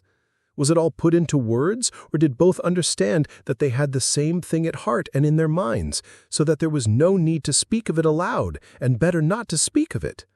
Most likely it was partly like that. From Mother's letter it's evident. He struck her as rude a little, and Mother in her simplicity took her observations to Dunya, and she was sure to be vexed, and answered her angrily. I should think so. Who would not be angered when it was quite clear without any naive questions, and when it was understood that it was useless to discuss it? And why does she write to me, "Love Dunya, Rodya, and she loves you more than herself"? Has she a secret conscience prick at sacrificing her daughter to her son? You are our one comfort, you are everything to us. Oh, Mother! His bitterness grew more and more intense, and if he had happened to meet Mr. Luzhin at the moment, he might have murdered him. Yes, that's true, he continued, pursuing the whirling ideas that chased each other in his brain. It is true that it needs time and care to get to know a man, but there is no mistake about Mr. Luzhin. The chief thing is, he's a man of business, and seems kind. That was something, wasn't it, to send the bags and the big box for them? A kind man, no doubt, after that. But his bride and her mother are to drive in a peasant's cart covered with sacking? I know, I have been driven in it. No matter, it is only 90 versts, and then they can travel very comfortably 3rd class for 1,000 versts. Quite right, too. One must cut one's coat according to one's cloth, but what about you, Mr. Luzhin? She is your bride, and you must be aware that her mother has to raise money on her pension for the journey. To be sure, it's a matter of business, a partnership for mutual benefit, with equal shares and expenses, food and drink provided, but pay for your tobacco. The businessman has got the better of them, too. The luggage will cost less than their fares and very likely go for nothing. How is it that they don't both see all that? Or is it that they don't want to see? And they are pleased. And to think that this is only the first blossoming and that the real fruits are to come. But what really matters is not the stinginess, is not the meanness, but the tone of the whole thing. For that will be the tone after marriage. It's a foretaste of it. And Mother, too. Why should she be so lavish? What will she have by the time she gets to Petersburg? 3 silver rubles or 2 paper ones, as she says. That old woman. What does she expect to live on in Petersburg afterwards? She has her reasons already for guessing that she could not live with Dunya after the marriage, even for the first few months. The good man has no doubt let slip something on that subject also, though mother would deny it. I shall refuse, says she. On whom is she reckoning, then? Is she counting on what is left of her 120 rubles of pension when Afanas Ivanovitch's debt is paid? She knits woolen shawls and embroiders cuffs, ruining her old eyes. And all her shawls don't add more than 20 rubles a year to her 120. I know that. So she is building all her hopes all the time on Mr. Luzhin's generosity. He will offer it of himself. He will press it on me. You may wait a long time for that. That's how it always is with these Schilleresque noble hearts. Till the last moment every goose is a swan with them. Till the last moment they hope for the best and will see nothing wrong. And although they have an inkling of the other side of the picture, yet they won't face the truth till they are forced to. The very thought of it makes them shiver. They thrust the truth away with both hands until the man they deck out in false colors puts a fool's cap on them with his own hands. I should like to know whether Mr. Luzhin has any orders of merit. I bet he has the Anna in his buttonhole, and that he puts it on when he goes to dine with contractors or merchants. He will sure have it for his wedding, too. Enough of him. Confound him. Well, Mother I don't wonder at. It's like her. God bless her. But how could Dunya? Dunya, darling, as though I did not know you. You were nearly 20 when I saw you last. I understood you then. Mother writes that Dunya can put up with a great deal. I know that very well. I knew that 2 years and a half ago, and for the last 2.5 years I've been thinking about it, thinking of just that Dunya can put up with a great deal. If she could put up with Mr. Svidrigailov and all the rest of it, she certainly can put up with a great deal. And now, Mother and she have taken it into their heads that she can put up with Mr. Luzhin, who propounds the theory of the superiority of wives raised from destitution and owing everything to their husband's bounty, who propounds it, too, almost at the first interview. Granted that he let it slip, though he is a sensible man, yet maybe it was not a slip at all, but he meant to make himself clear as soon as possible. But Dunya, darling, as though I did not know you. You were nearly 20 when I saw you last. I understood you then. Mother writes that Dunya can put up with a great deal. I know that very well. I knew that 2 years and a half ago. And for the last 2.5 years I've been thinking about it, thinking of just that Dunya can put up with a great deal. If she could put up with Mr. Svidrigailov and all the rest of it, she certainly can put up with a great deal. And now, Mother and she have taken it into their heads that she can put up with Mr. Luzhin, who propounds the theory of the superiority of wives raised from destitution and owing everything to their husband's bounty, who propounds it, too, almost at the first interview. Granted that he let it slip, though he is a sensible man, yet maybe it was not a slip at all, but he meant to make himself clear as soon as possible. But Dunya, darling, she understands the man, of course, but she will have to live with the man. Why, she'd live on black bread and water. She would not sell her soul. She would not barter her moral freedom for comfort. She would not barter it for all Schleswig-Holstein, much less Mr. Luzhin's money. No, Dunya was not that sort when I knew her, and she is still the same, of course. Yes, there's no denying the Svidrigailovs are a bitter pill. It's a bitter thing to spend one's life a governess in the provinces for 200 rubles, but I know she would rather be a nigger on a plantation or a let with a German master than degrade her soul and her moral dignity by binding herself forever to a man whom she does not respect and with whom she has nothing in common for her own advantage. And if Mr. Luzhin had been of unalloyed gold or one huge diamond, she never would have consented to become her legal concubine. Why is she consenting then? What's the point of it? What's the answer? It's clear enough. For herself, for her comfort, to save her life, she would not sell herself. But for someone else she's doing it. For one she loves, for one she adores, she will sell herself. That's what it all amounts to. For her brother, for her mother, she will sell herself. She will sell everything. In such cases, we overcome our moral feeling if necessary. Freedom, peace, conscience even. All are brought into the market. Let my life go if only my dear ones may be happy. More than that, we become casuists. We learn to be Jesuitical, and for a time maybe we can soothe ourselves. We can persuade ourselves that it is one's duty for a good object. That's just like us. It's as clear as daylight. It's clear that Rodion Raskolnikov is the central figure in the business and no one else.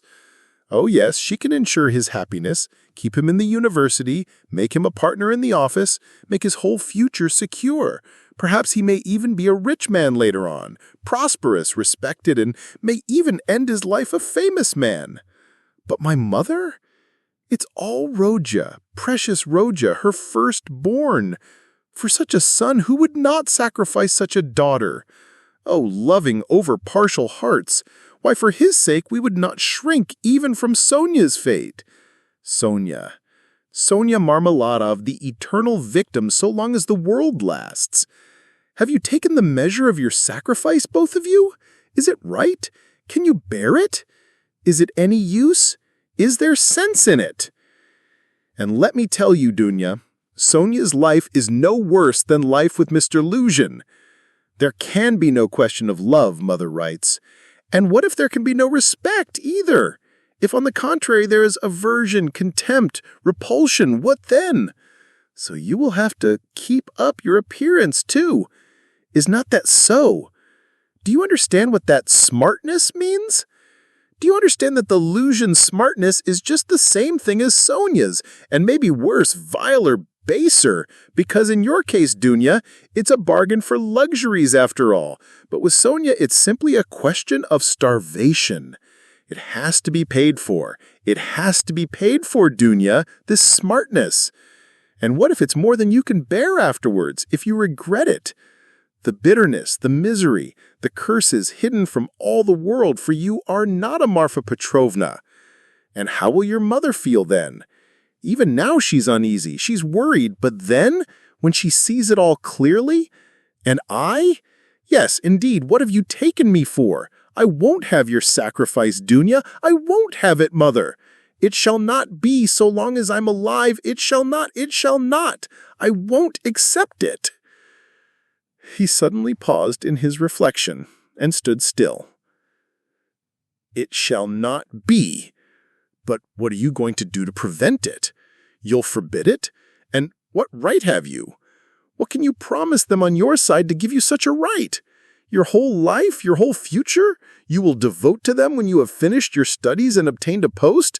Yes, we've heard all that before, and that's all words. But now something must be done. Now, do you understand that? And what are you doing now? You are living upon them. They borrow on their 100-ruble pension. They borrow from the Svidrigailovs. How are you going to save them from the Svidrigailovs? Oh, Afanasy Ivanovich Verushin. Oh, future millionaire Zeus, who would arrange their lives for them. In another 10 years? In another 10 years, Mother will be blind with knitting shawls, maybe with weeping too. She'll be worn to a shadow with fasting. And my sister? Imagine for a moment what may have become of your sister in 10 years, what may happen to her during those 10 years. Can you fancy? So he tortured himself, fretting himself with such questions and finding a kind of enjoyment in it. And yet all these questions were not new ones suddenly confronting him. They were old, familiar aches. It was long since they had first begun to grip and rend his heart. Long, long ago, his present anguish had its first beginnings. It had waxed and gathered strength. It had matured and concentrated until it had become a terrible, frenzied, and fantastic question which tortured his heart and mind, clamoring insistently for an answer. Now his mother's letter had burst on him like a thunderclap. It was clear that he must not now suffer passively, worrying himself over unsolved questions, but that he must do something. Do it at once, and do it quickly. Anyway, he must decide on something, or throw up life altogether. He cried suddenly in a frenzy. Accept one's lot humbly as it is, once for all, and stifle everything in oneself, giving up all claim to activity, life, and love. Do you understand, sir? Do you understand what it means when you have absolutely nowhere to turn? For every man must have somewhere to turn. Marmeladov's question came suddenly into his mind. He gave a sudden start. Another thought that he had had yesterday slipped back into his mind.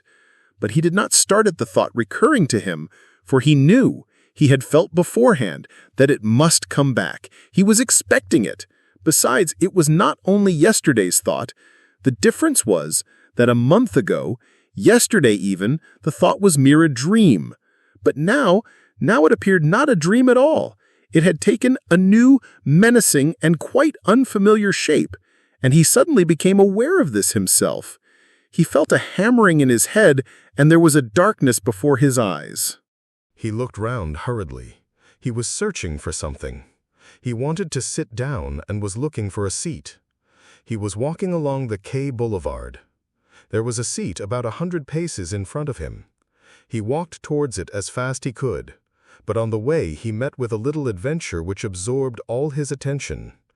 Looking for the seat, he had noticed a woman walking some 20 paces in front of him, but at first he took no more notice of her than of other objects that crossed his path.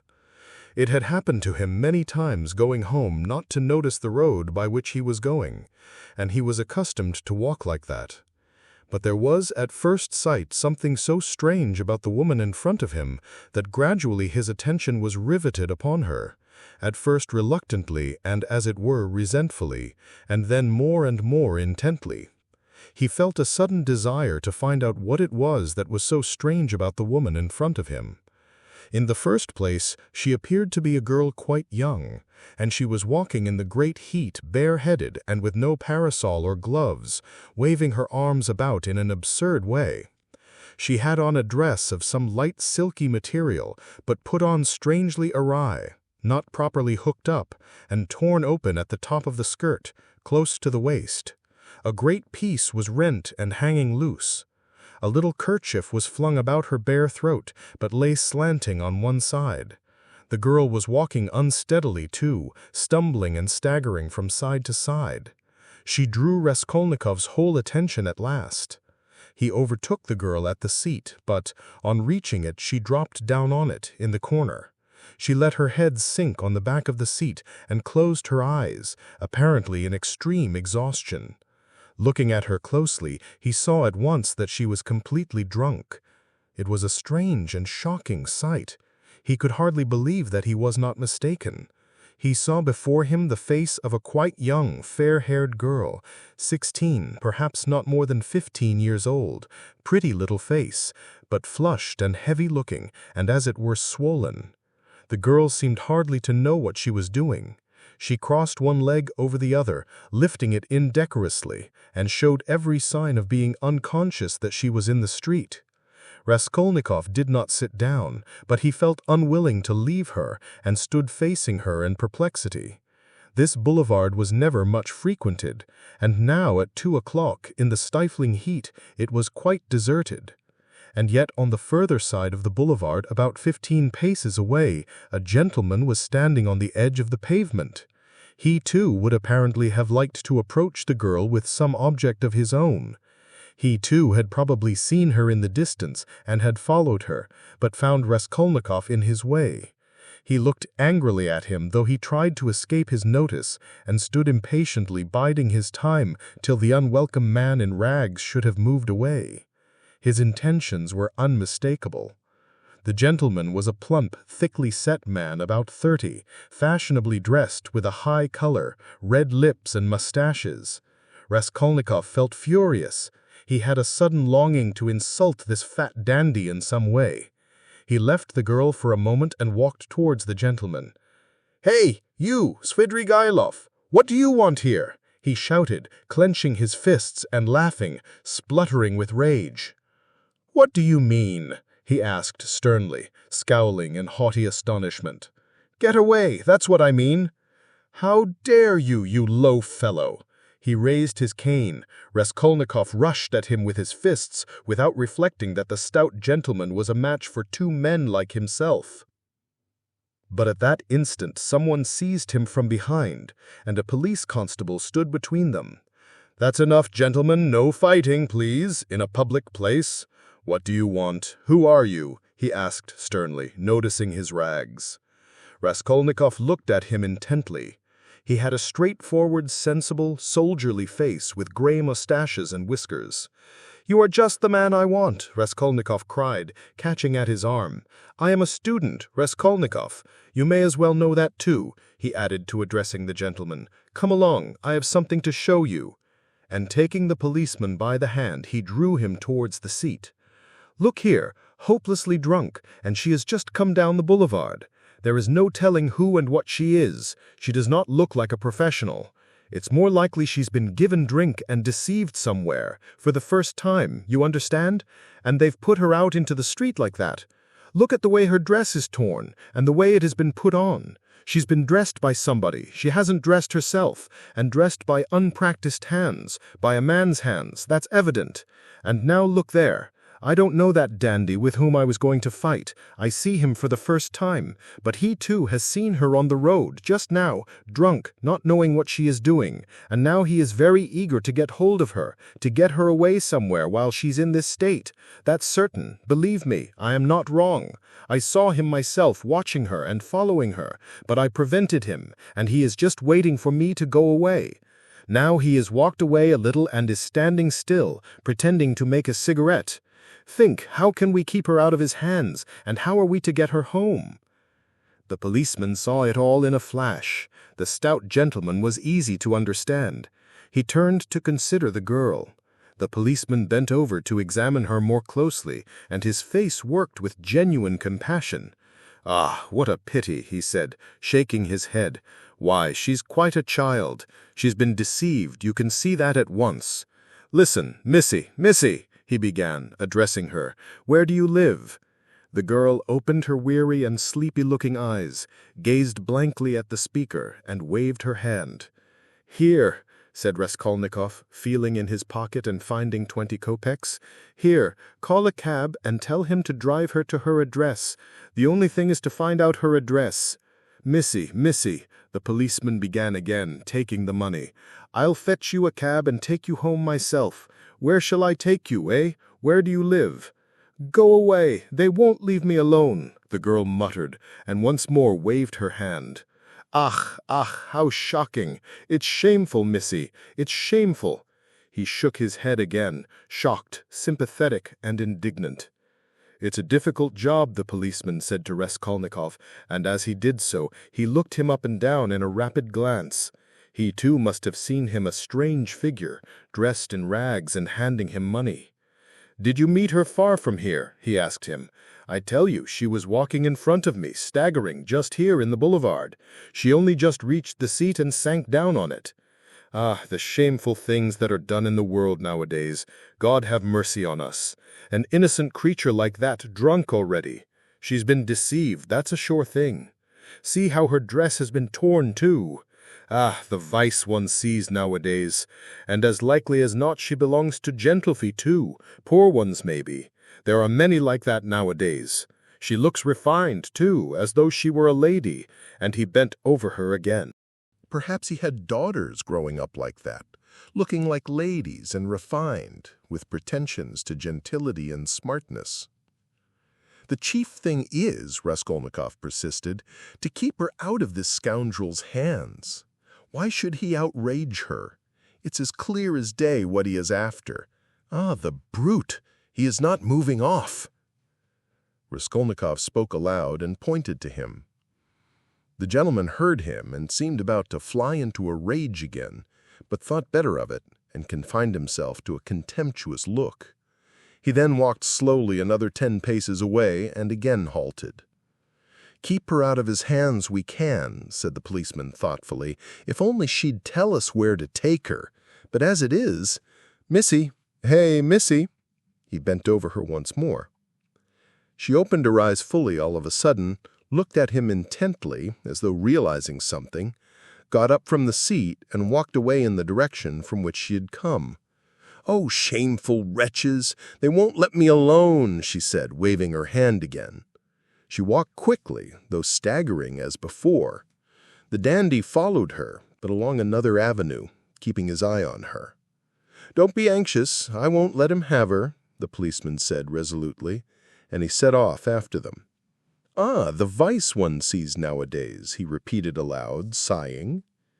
At that moment something seemed to sting Raskolnikov. In an instant, a complete revulsion of feeling came over him. "Hey, here!" he shouted after the policeman. The latter turned around. "Let them be. What is it to do with you? Let her go. Let him amuse himself." He pointed at the dandy. "What is it to do with you?" The policeman was bewildered and stared at him open-eyed. Raskolnikov laughed. "Well," ejaculated the policeman, with a gesture of contempt, and he walked after the dandy and the girl, probably taking Raskolnikov for a madman or something even worse. "He has carried off my 20 kopecks," Raskolnikov murmured angrily when he was left alone. "Well, let him take as much from the other fellow to allow him to have the girl, and so let it end. And why did I want to interfere? Is it for me to help? Have I any right to help? Let them devour each other alive. What is it to me? How did I dare to give him 20 kopecks? Were they mine?" In spite of those strange words, he felt very wretched. He sat down on the deserted seat. His thoughts strayed aimlessly. He found it hard to fix his mind on anything at that moment.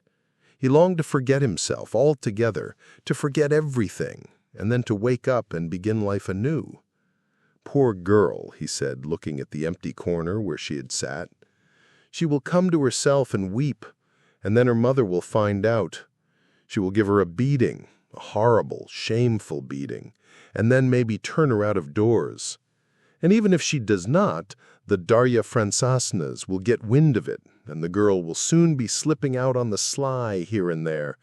Then there will be the hospital directly. That's always the luck of those girls with respectable mothers who go wrong on the sly. And then, again the hospital, drink, the taverns, and more hospital. In 2 or 3 years a wreck, and her life over at 18 or 19. Have I not seen cases like that? And how have they been brought to it? Why, they've all come to it like that.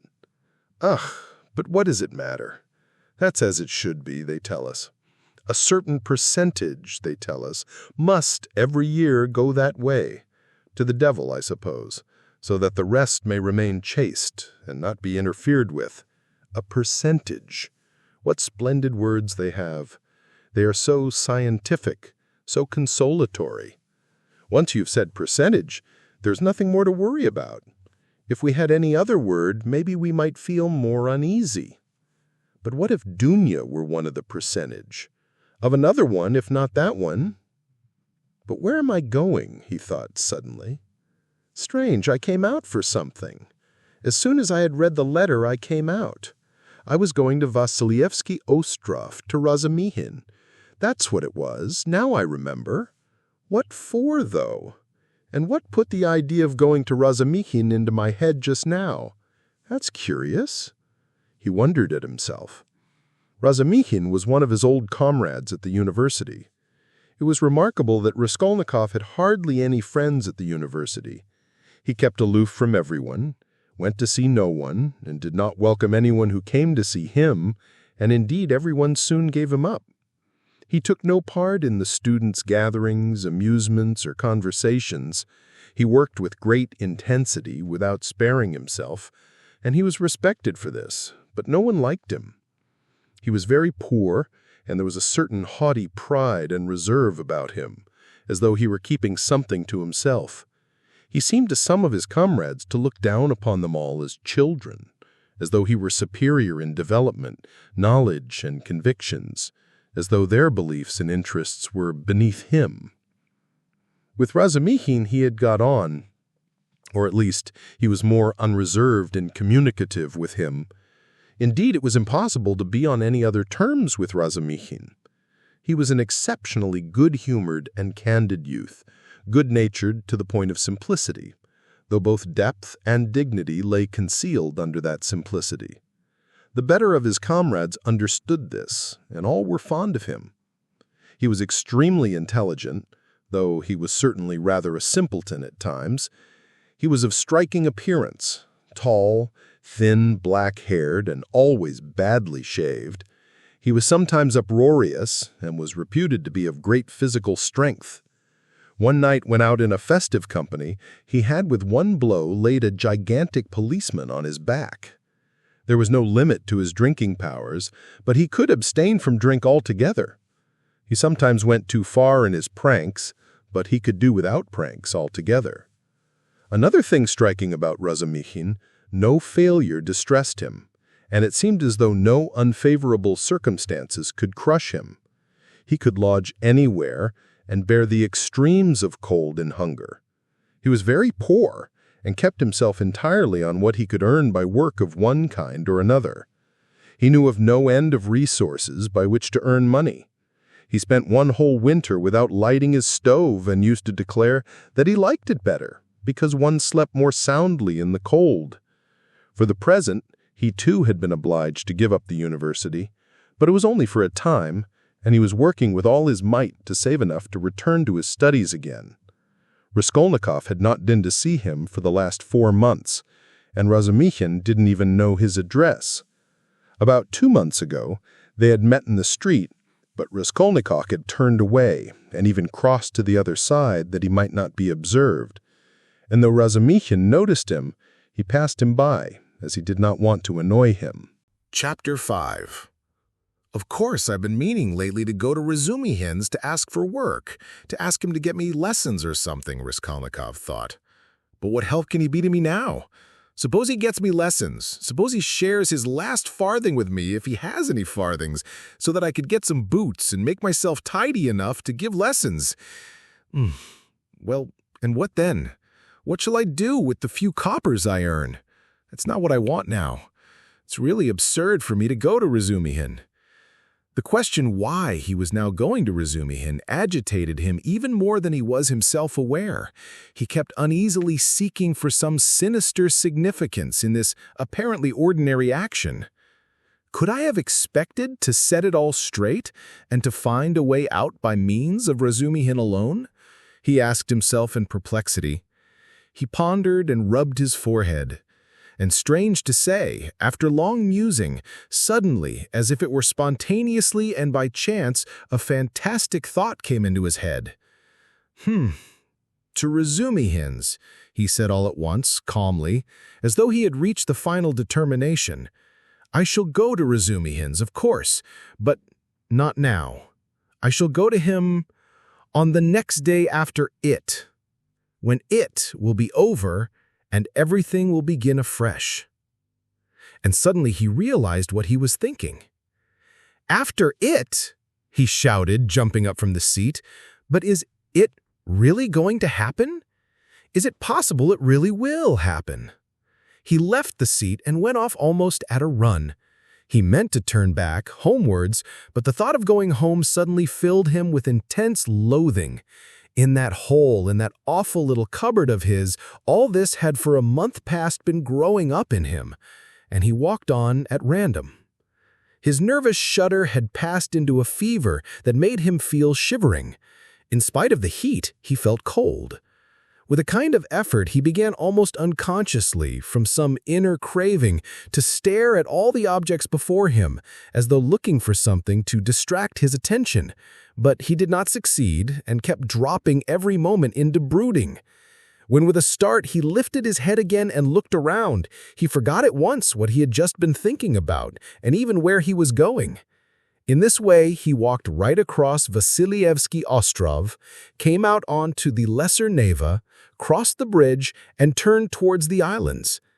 The greenness and freshness were at first restful to his weary eyes after the dust of the town and the huge houses that hemmed him in and weighed upon him.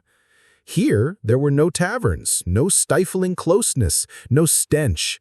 But soon these new pleasant sensations passed into morbid irritability.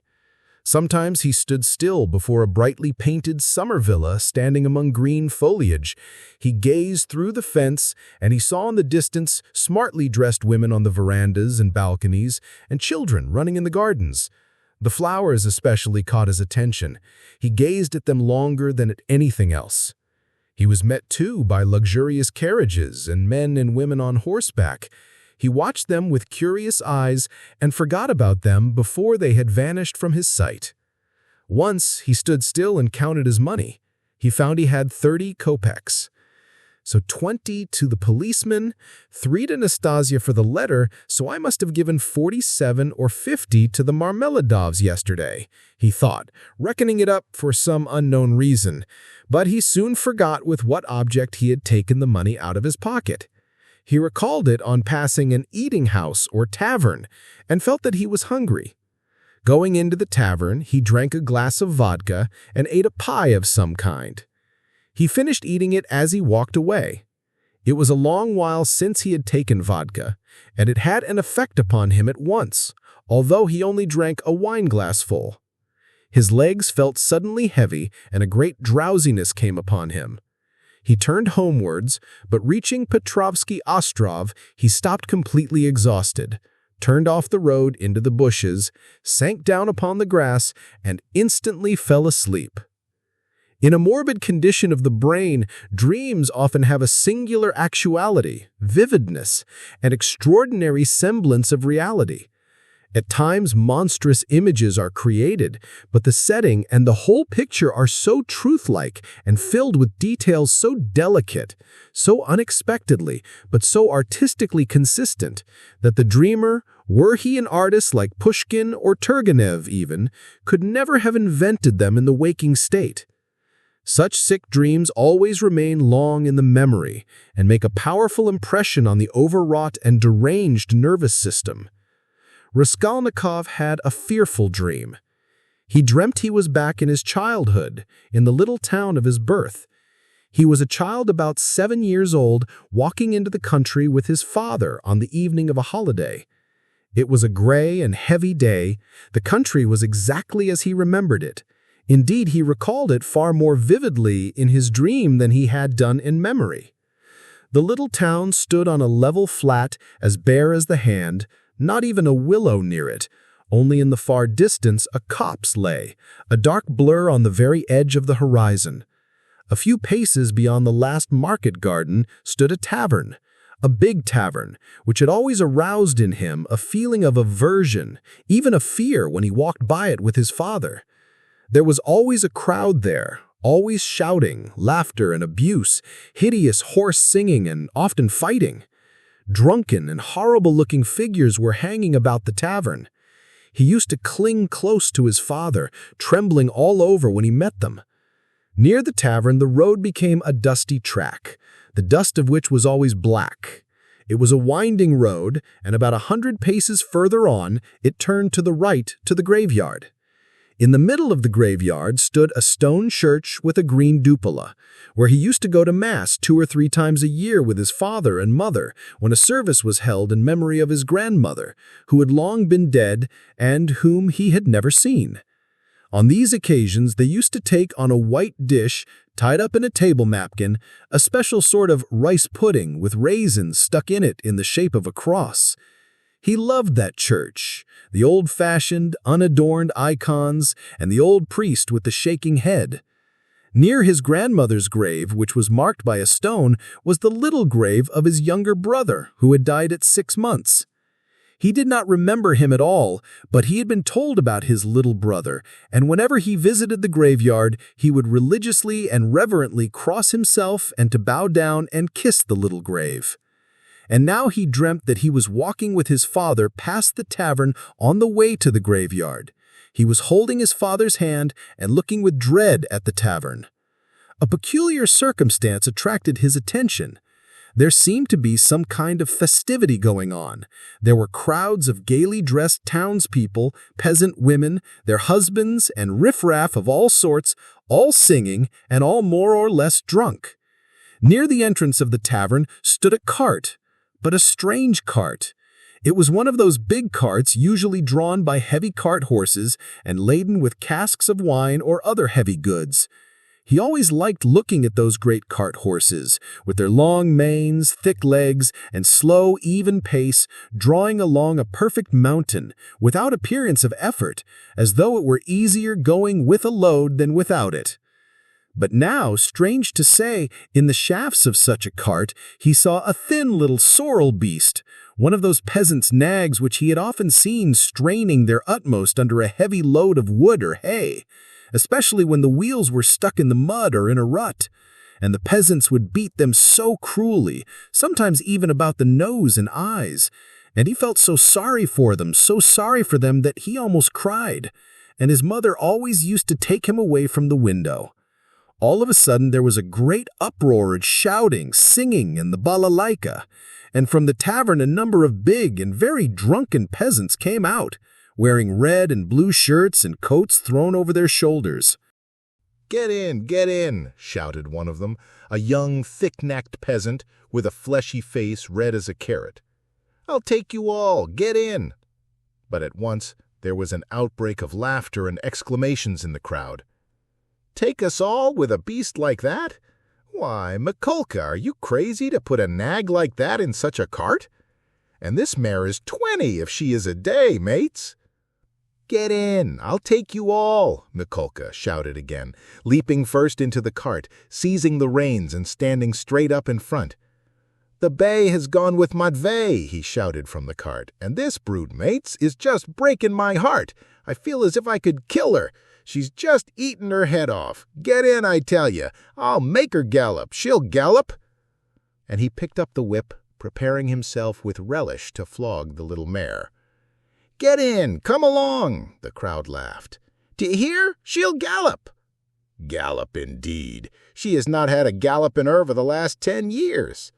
She'll jog along. Don't you mind her, mates. Bring a whip each of you. Get ready. All right, give it to her. They all clambered into Mikolka's cart, laughing and making jokes. 6 men got in, and there was still room for more. They hauled in a fat, rosy-cheeked woman. She was dressed in red cotton, in a pointed, beaded headdress, and thick leather shoes. She was cracking nuts and laughing.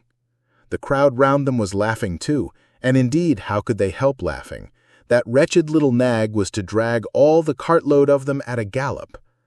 2 young fellows in the cart were just getting whips ready to help Mikolka. With the cry of "Now!" the mare tugged with all her might, but far from galloping, could scarcely move forward. She struggled with her legs, gasping and shrinking from the blows of the 3 whips which were showered upon her like hail. The laughter in the cart and in the crowd was redoubled, but Mikolka flew into rage and furiously thrashed the mare as though he supposed she really could gallop. Let me get in, too, mates, shouted a young man in the crowd, whose appetite was aroused. Get in, all get in, cried Mikolka. She will draw you all. I'll beat her to death. And he thrashed and thrashed at the mare, beside himself with fury. Father, father, he cried. Father, what are they doing? Father, they are beating the poor horse. Come along, said his father. They are drunken and foolish. They are in fun. Come away, don't look. And he tried to draw him away, but he tore himself away from his hand, and beside himself with horror ran to the horse. The poor beast was in a bad way. She was gasping, standing still, then tugging again, and almost falling. Beat her to death, cried Mikolka. It's come to that. I'll do for her. What are you about? Are you a Christian, you devil? Shouted an old man in the crowd. Did anyone ever see the like? A wretched little nag like that pulling such a cartload? You'll kill her, shouted a third. Don't meddle, it's my property. I'll do what I choose. Get in more of ya, get in all of ya. I will have her go at a gallop. All at once laughter broke into a roar and covered everything.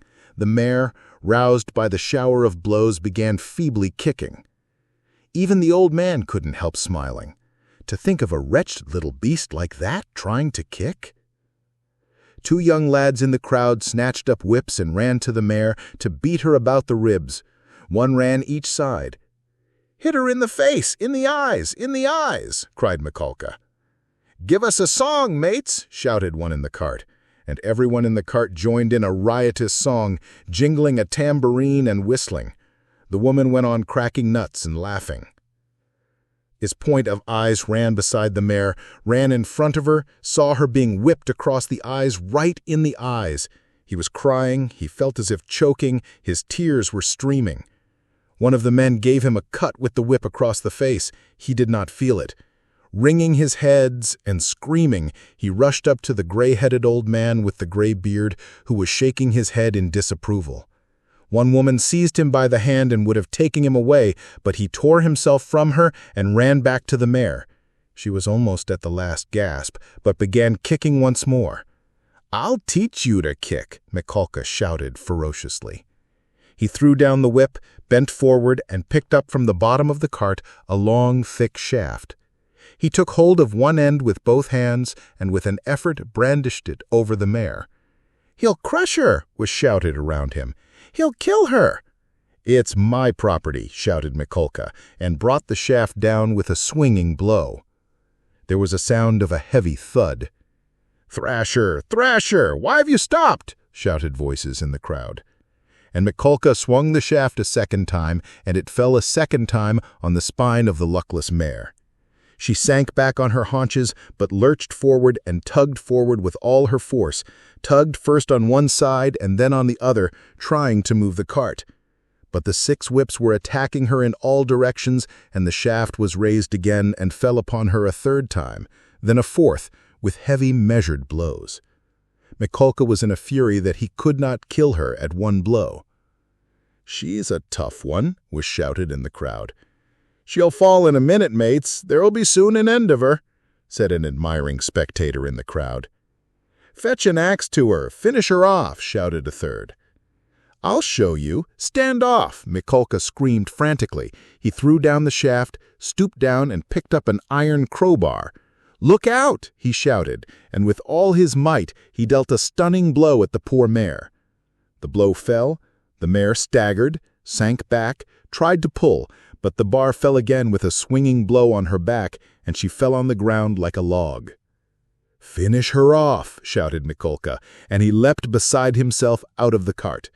Several young men, also flushed with drink, seized anything they could come across, whips, sticks, poles, and ran to the dying mare. Mikolka stood on one side and began dealing random blows with the crowbar. The mare stretched out her head, drew a long breath, and died. "You butchered her," someone shouted in the crowd. "Why wouldn't she gallop then?" "My property," shouted Mikolka, with bloodshot eyes, brandishing the bar in his hands. He stood as though regretting that he had nothing more to beat. "No mistake about it, you are not a Christian," many voices were shouting in the crowd. But the poor boy, beside himself, made his way screaming through the crowd to the sorrel nag, put his arms around her bleeding dead head and kissed it, kissed the eyes and kissed the lips. Then he jumped up and flew in a frenzy with his little fists out at Mikolka. At that instant, his father, who had been running after him, snatched him up and carried him out of the crowd. "Come along, come. Let us go home," he said to him. Father, why did they kill the poor horse?" he sobbed. But his voice broke, and the words came in shrieks from his panting chest. "They are drunken. They are brutal. It's not our business," he said to him. He put his arms around his father, but he felt choked. He tried to draw a breath, to cry out, and woke up. He woke up, gasping for breath, his hair soaked with perspiration, and stood up in terror. "Thank God, that was only a dream," he said, sitting down under a tree and drawing deep breaths. "But what is it? Is it some fever coming on? Such a hideous dream." He felt utterly broken. Darkness and confusion were in his soul. He rested his elbows on his knees and leaned his head on his hands. Good God, can it be that I shall really take an axe, that I shall strike her on the head, split her skull open, that I shall tread in the sticky, warm blood, break the lock, steal and tremble, hide all spattered in the blood with the axe? Good God, can it be? He was shaking like a leaf as he said this. "But why am I going on like this?" he continued, sitting up again, as it were in profound amazement. "I knew that I could never bring myself to it, so what have I been torturing myself for till now? Yesterday, when I went to make that experiment, yesterday I realized completely that I could never bear to do it. Why am I going over it again then? Why am I hesitating? As I came down the stairs yesterday, I said myself that it was base, loathsome, vile. The very thought of it made me feel sick and filled me with horror. No, I couldn't do it. Granted that there is no flaw in all that reasoning, that all that I have concluded this last month is clear as day, true as arithmetic. My God, anyway, I couldn't bring myself to it. I couldn't do it. Why then am I still?" He rose to his feet, looked round in wonder, as though surprised at finding himself in this place, and went toward the bridge. He was pale, his eyes glowed, he was exhausted in every limb, but he seemed suddenly to breathe more easily.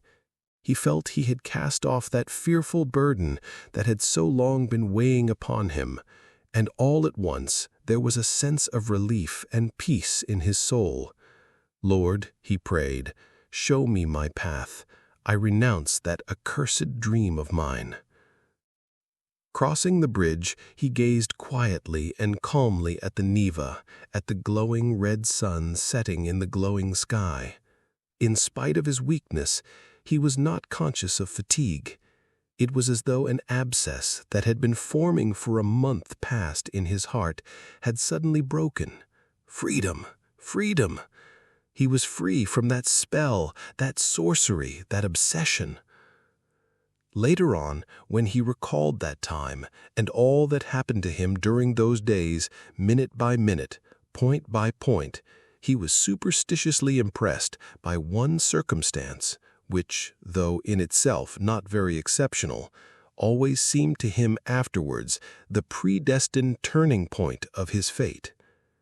He could never understand and explain to himself why, when he was tired and worn out, when it would have been more convenient for him to go home by the shortest and most direct way, he had returned by the Haymarket where he had no need to go. It was obviously and quite unnecessarily out of his way, though not much so. It is true that it happened to him dozens of times to return home without noticing what streets he passed through.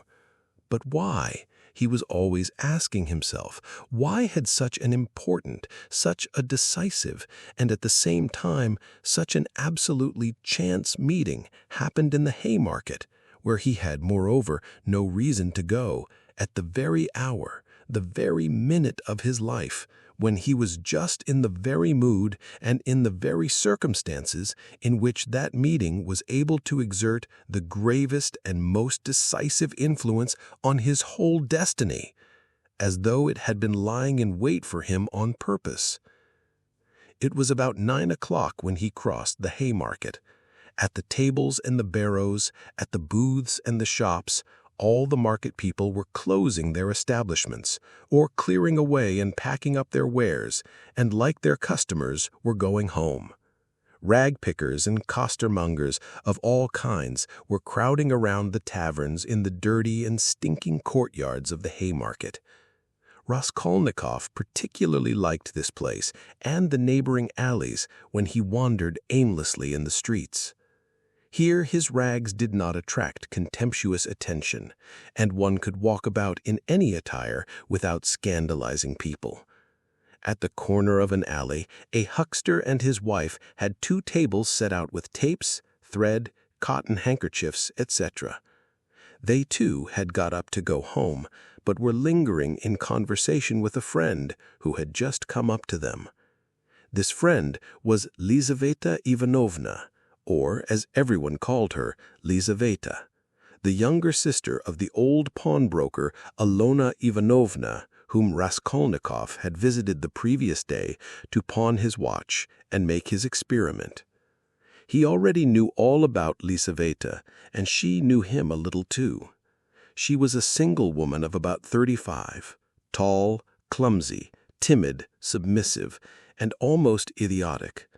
She was a complete slave and went in fear and trembling of her sister, who made her work day and night and even beat her. She was standing with a bundle before the huckster and his wife, listening earnestly and doubtfully. They were talking of something with special warmth. The moment Raskolnikov caught sight of her, he was overcome by a strange sensation, as were of intense astonishment, though there was nothing astonishing about this meeting. "You could make up your mind for yourself, Lizaveta Ivanovna," the huckster was saying aloud. "Come round tomorrow about 7. They will be here too."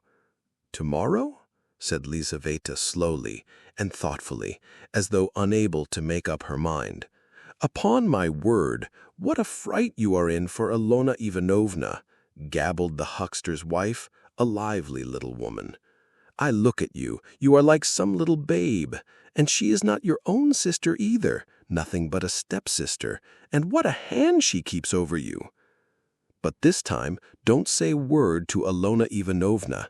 That's my advice, but come round to us without asking. It will be worth your while.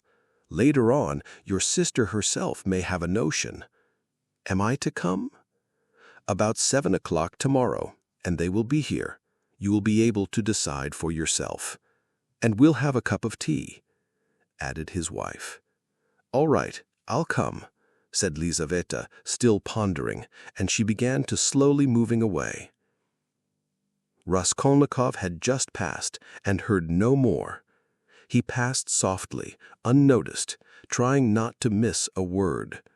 His first amazement was followed by a thrill of horror, like a shiver down his spine. He had suddenly quite unexpectedly learned that the next day, at 7 o'clock, Lizaveta, the old woman's sister and only companion, would be away from home, and that at 7 o'clock precisely the old woman would be left alone. He was only a few steps from his lodging. He went in like a man condemned to death. He thought of nothing and was incapable of thinking, but he felt suddenly in his whole being that he had no more freedom of thought, no will, and that everything was suddenly and irrevocably decided. Certainly, if he had to wait whole years for a suitable opportunity, he could not reckon on a more certain step toward the success of the plan than that which had just presented itself. In any case, it would have been difficult to find out beforehand, and with certainty, with greater exactness and less risk, and without dangerous inquiries and investigations, that next day at a certain time an old woman on whose life an attempt was contemplated would be at home and entirely alone. Chapter 6. Later on, Raskolnikov happened to find out why the huckster and his wife had invited Lizaveta. It was a very ordinary matter, and there was nothing exceptional about it. A family who had come to the town and been reduced to poverty were selling their household goods and clothes, all women's things. As the things would have fetched little in the market, they were looking for a dealer. This was Lizaveta's business. She undertook such jobs and was frequently employed, as she was very honest and always fixed a fair price and stuck to it. She spoke as a rule little, and, as we have said already, she was very submissive and timid. But Raskolnikov had become superstitious of late. The traces of superstition remained in him long after and were almost ineradicable. And in all this he was always afterwards disposed to see something strange and mysterious, as it were, the presence of some peculiar influences and coincidences. In the previous winter, a student he knew called Pokoryev, who had left for Kharkov, had chanced in conversation to give him the address of Alyona Ivanovna, the old pawnbroker, in case he might want to pawn anything. For a long while he did not go to her, for he had lessons and managed to get along somehow. 6 weeks ago he had remembered the address. He had 2 articles that could be pawned, his father's old silver watch and a little gold ring with 3 red stones, a present from his sister at parting. He decided to take the ring. When he found the old woman, he had felt an insurmountable repulsion for her at the first glance, though he knew nothing special about her. He got 2 rubles from her and went into a miserable little tavern on his way home. He asked for tea, sat down, and sank into deep thought. A strange idea was pecking at his brain like a chicken in the egg, and very, very much absorbed him. Almost beside him at the next table there was sitting a student whom he did not know and had never seen, and with him a young officer. They had played a game of billiards and began drinking tea. All at once he heard the student mention to the officer the pawnbroker Alyona Ivanovna and give her her address. This of itself seemed strange to Raskolnikov. He had just come from her, and here at once he heard her name. Of course it was a chance, but he could not shake off a very extraordinary impression, and here someone seemed to be speaking expressly for him. The student began telling his friend various details about Alyona Ivanovna. "She's first-rate," he said. "You can always get money from her. She is rich as a Jew. She can give you 5,000 rubles at a time. And she's not above taking a pledge for a ruble. Lots of our fellows have had dealings with her, but she's an awful old harpy." And he began describing how spiteful and uncertain she was, how if you were only a day late with your interest, the pledge was lost, how she gave a quarter of the value of an article and took 5 and even 7% a month on it, and so on. The student chattered on, saying that she had a sister, Lizaveta, whom the wretched little creature was continually beating and kept in complete bondage like a small child, though Lizaveta was at least 6 feet high. "There's a phenomenon for you," cried the student, and he laughed. They began talking about Lizaveta. The student spoke about her with a peculiar relish and was continually laughing, and the officer listened with great interest and asked him to send Lizaveta to do some mending for him. Raskolnikov did not miss a word and learned everything about her. Lizaveta was younger than the old woman and was her half-sister, being the child of a different mother. She was 35. She worked day and night for her sister, and besides doing the cooking and the washing, she did sewing and worked as a charwoman and gave her sister all she earned. She did not dare to accept an order or job of any kind without her sister's permission. The old woman had already made her will, and Lizaveta knew of it, and by this will she would not get a farthing, nothing but the movables, chairs and so on.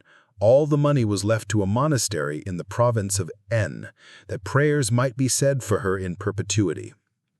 Lizaveta was of lower rank than her sister, unmarried and awfully uncouth in appearance, remarkably tall, with long feet that looked like they were bent outwards. She always wore battered goatskin shoes and was clean in her person. What the student expressed most surprise and amusement about was the fact that Lizaveta was continually with child. "But you say she's hideous," observed the officer. "Yes, she's so dark-skinned and looks like a soldier dressed up, but you know she's not at all hideous. She has such a good-natured face and eyes, strikingly so. And the proof of it is that lots of people are attracted by her.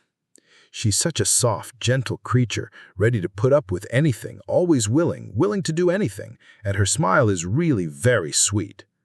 "You seem to find her attractive yourself," laughed the officer. "From her queerness. No, I'll tell you what, I could kill that damned old woman and make off with her money, I assure you, without the faintest conscience prick," the student added with warmth. The officer laughed again, while Raskolnikov shuddered. How strange it was. "Listen, I want to ask you a serious question," the student said hotly. "I was joking, of course, but look here. On one side, we have a stupid, senseless, worthless, spiteful, ailing, horrid old woman, not simply useless, but doing actual mischief, who has no idea what she's living for herself and will die in a day or 2 in any case. You understand? You understand?" "Yes, I understand," answered the officer, watching his excited companion attentively. Well, listen then. On the other side, fresh young lives thrown away for want of help, and by thousands on every side. 100,000 good deeds could be done and helped on that old woman's money which will be buried in a monastery. Hundreds, thousands perhaps might be set on the right path. Dozens of families saved from destitution, from ruin, from vice, from the lock hospitals, and all with her money. Kill her, take her money, and with the help of it, devote oneself to the service of humanity and the good of all. What do you think? Would not one tiny crime be wiped out by thousands of good deeds? For one life, thousands would be saved from corruption and decay. One death and 100 lives in exchange. It's simple arithmetic. Besides, what value has the life of that sickly, stupid, ill-natured old woman in the balance of existence? No more than the life of a louse, of a black beetle. Less, in fact, because the old woman is doing harm. She is wearing out the lives of others. The other day she bit Lizaveta's finger out of spite. It almost had to be amputated. Of course she does not deserve to live, remarked the officer. But there it is, it's nature. Oh, well, brother, but we have to correct and direct nature, and but for that we would drown in an ocean of prejudice. But for that there would never have been a single great man. They talk of duty, conscience. I don't want to say anything against duty and conscience, but the point is, what do we mean by them? Stay, I have another question to ask you. Listen. No, you stay, I'll ask you a question. Listen. Well, you were talking and speeching away, but tell me, would you kill the old woman yourself? Of course not. I was only arguing the justice of it. It's nothing to do with me. But I think if you would not do it yourself, there's no justice about it. Let us have another game. Raskolnikov was violently agitated. Of course, it was all ordinary youthful thought, such as he had heard before in different forms and on different themes. But why had he happened to hear such a discussion and such ideas at the very moment when his own brain was just conceiving the very same ideas? And why just at the moment when he had brought away the embryo of his idea from the old woman had he dropped at once upon a conversation about her? This coincidence always seemed strange to him. This trivial talk in a tavern had an immense influence on him in his later action, as though there had really been in it something preordained, some guiding hint. On returning from the Haymarket, he flung himself on the sofa and sat for a whole hour without stirring. Meanwhile, it got dark. He had no candle, and indeed, it did not occur to him to light up. He could never recollect whether he had been thinking about anything at that time. At last, he was conscious of his former fever and shivering, and he realized with relief that he could lie down on the sofa. Soon, heavy, leaden sleep came over him, as it were crushing him. He slept an extraordinarily long time, and without dreaming. Nastasia, coming into his room at 10 o'clock the next morning, had difficulty in rousing him. She brought him in tea and bread. The tea was again the second brew, and again in her own teapot. "My goodness, how he sleeps!" she cried indignantly. "And he is always asleep." He got up with an effort. His head ached. He stood up, took a turn in his garret, and sank back on the sofa again. "Going to sleep again?" cried Nastasia. "Are you ill, eh?" He made no reply.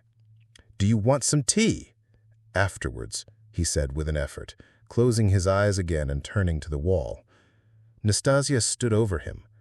"Perhaps he really is ill," she said, turned and went out. She came in again at 2 o'clock with soup. He was lying as before. The tea stood untouched. Nastasia felt positively offended and began wrathfully rousing him. "Why are you lying like a log?" she shouted, looking at him with repulsion. He got up and sat down again, but said nothing, and stared at the floor. "Are you ill or not?" asked Nastasia, and again received no answer. "You'd better go out and get a breath of air," she said after a pause. "Will you eat it or not?" "Afterwards," he said weakly. "You can go." And he motioned her out. She remained a little longer, looked at him with compassion, and went out. A few minutes afterwards, he raised his eyes and looked for a long while at the tea and the soup. Then he took the bread, took up a spoon, and began to eat. He ate a little, 3 or 4 spoonfuls, without appetite, as it were mechanically. His head ached less. After his meal, he stretched himself on the sofa again, but now he could not sleep.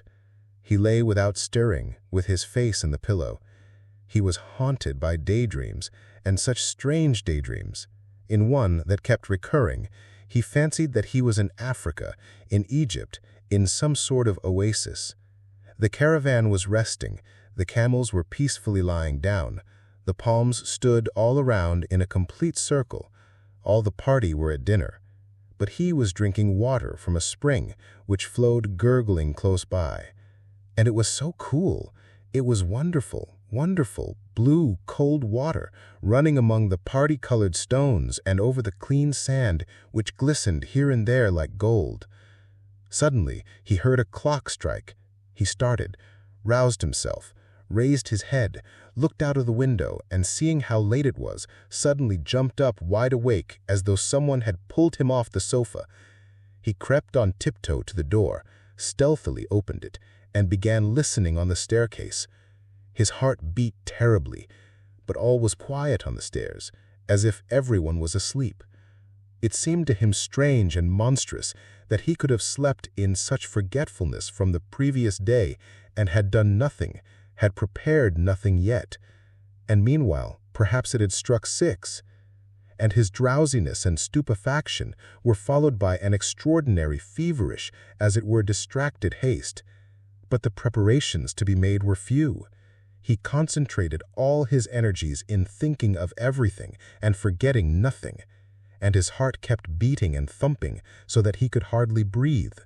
First, he had to make a noose and sew it into his overcoat, a work of a moment. He rummaged under his pillow and picked out amongst the linen stuffed away under it a worn-out, old unwashed shirt. From its rags he tore a long strip a couple of inches wide and about 16 inches long. He folded this strip in 2, took off his wide, strong summer overcoat of some stout cotton material, his only outer garment, and began sewing the 2 ends of the rag on the inside, under the left armhole. His hands shook as he sewed, but he did it successfully, so that nothing showed outside when he put the coat on again.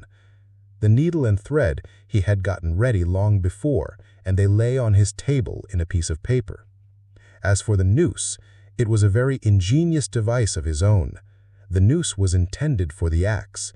It was impossible for him to carry the axe through the street in his hands, and if hidden under his coat, he would still have had to support it with his hand, which would have been noticeable. Now he only had to put the head of the axe in the noose, and it would hang quietly under his arm on the inside. Putting his hand in his pocket, he could hold the end of the handle all the way so that it did not swing, and as the coat was very full, a regular sack in fact, it could not be seen from the outside that he was holding something with the hand that was in the pocket. This noose, too, he had designed a fortnight before. When he had finished with this, he thrust his hand into a little opening between his sofa and the floor, fumbled in the left corner, and drew out the pledge, which he had gotten ready long before, and hidden there. This pledge was only a smoothly planed piece of wood, the size and thickness of a silver cigarette case. He picked up this piece of wood in one of his wanderings in a courtyard where there was some sort of a workshop. Afterwards, he had added to the wood a thin, smooth piece of iron, which he had also picked up at the same time in the street. Putting the iron, which was a little the smaller, on the piece of wood, he fastened them very firmly, crossing and recrossing the thread around them, then wrapped them carefully and daintily in clean white paper, and tied up the parcel so that it would be very difficult to untie it. This was to divert the attention of the old woman for a time, while she was trying to undo the knot, and so to gain a moment. The iron strip was added to give weight, so that the woman might not guess the first minute that the thing was made of wood. All this had been stored by him beforehand under the sofa. He had just gotten the pledge out when he heard someone suddenly about in the yard. It struck 6 long ago. Long ago, my God! He rushed to the door, listened, caught up his hat, and began to descend his 13 steps cautiously, noiselessly, like a cat. He had still the most important thing to do, to steal the axe from the kitchen. That the deed must be done with an axe he had decided long ago. He had also a pocket pruning knife, but he could not rely on the knife and still less on his own strength, and so resolved finally on the axe. We may note in passing one peculiarity in regard to all the final resolutions taken by him in the matter. They had one strange characteristic. The more final they were, the more hideous and the more absurd they at once became in his eyes. In spite of all his agonizing inward struggle, he never for a single instant all that time could believe in the carrying out of his plans. And indeed, if it had ever happened that everything to the least point could have been considered and finally settled, and no uncertainty of any kind had remained, he would, it seems, have renounced it all as something absurd, monstrous, and impossible. But a whole mass of unsettled points and uncertainties remained. As for getting the axe, that trifling business cost him no anxiety, for nothing could be easier. Nastasia was continually out of the house, especially in the evenings. She would run in to the neighbors or to a shop, and always left the door ajar. It was the one thing the landlady was always scolding her about, and so when the time came, he would only have to go quietly into the kitchen and to take the axe, and an hour later, when everything was over, go in and put it back again. But these were doubtful points. Supposing he returned an hour later to put it back, and Nastasia had come back and was on the spot. He would of course have to go by and wait till she went out again, but supposing she were in the meantime to miss the axe, look for it, make an outcry, that would mean suspicion, or at least grounds for suspicion. But those were all trifles which he had not even begun to consider, and indeed he had no time. He was thinking of the chief point, and put off trifling details until he could believe in it all, but that seemed utterly unattainable. So it seemed to himself, at least. He could not imagine, for instance, that he would sometime leave off thinking, get up and simply go there. Even his late experiment, that is, his visit with the object of a final survey of the place, was simply an attempt at an experiment, far from being the real thing, as though one should say, "Come, let us go and try it. Why dream about it?" And at once he had broken down and had run away, cursing, in a frenzy with himself. Meanwhile, it would seem, as regards the moral question, that his analysis was complete. His casuistry had become keen as a razor, and he could not find rational objections in himself. But in the last resort, he simply ceased to believe in himself and doggedly, slavishly sought arguments in all directions, fumbling for them as though someone were forcing and drawing him to it. At first, long before indeed, he had been much occupied with one question: why almost all crimes are so badly concealed and so easily detected, and why almost all criminals leave such obvious traces. He had come gradually to many different and curious conclusions, and in his opinion, the chief reason lay not so much in the material impossibility of concealing the crime as in the criminal himself. Almost every criminal is subject to a failure of will and reasoning power by a childish and phenomenal heedlessness at the very instant when prudence and caution are most essential.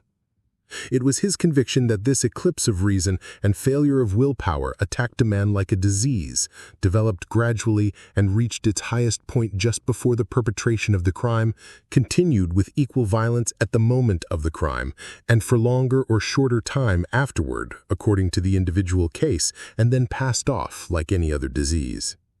The question whether the disease gives rise to the crime or whether the crime from its own peculiar nature is always accompanied by something of the nature of a disease, he did not yet feel able to decide. When he reached these conclusions, he decided that in his own case there could not be such a morbid reaction, that his reason and will would remain unimpaired at the time of carrying out his design, for the simple reason that his design was not a crime. We will omit all the process by means of which he arrived at this last conclusion. We have run too far ahead already. We may add only that the practical, purely material difficulties of the affair occupied a secondary position in his mind. One has but to keep all one's willpower and reason to deal with them, and they will all be overcome at the time when once one has familiarized oneself with the minutest details of the business. But this preparation had never been begun. His final decisions were what he came to trust least, and when the hour struck, it all came to pass quite differently, as it were accidentally and unexpectedly. One trifling circumstance upset his calculations before he had even left the staircase.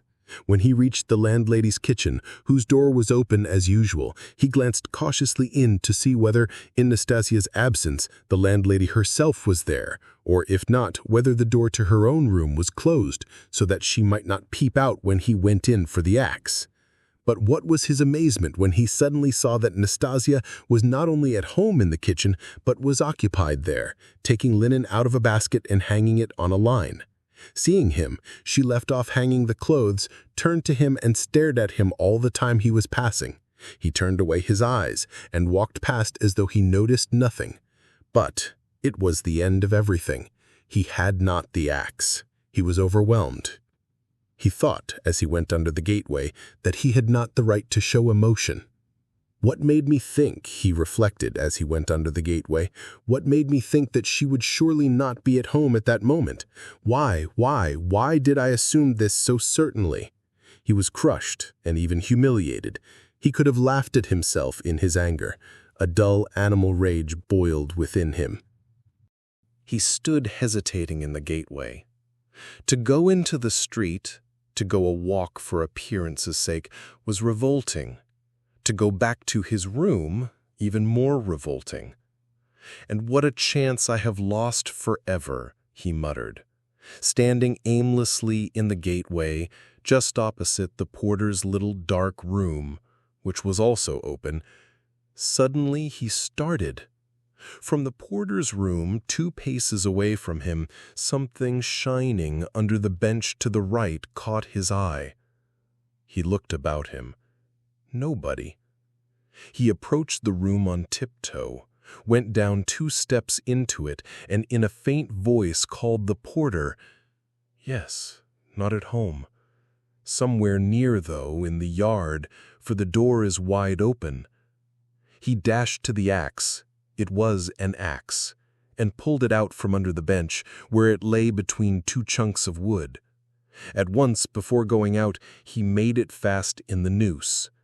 He thrust both hands into his pockets and went out of the room.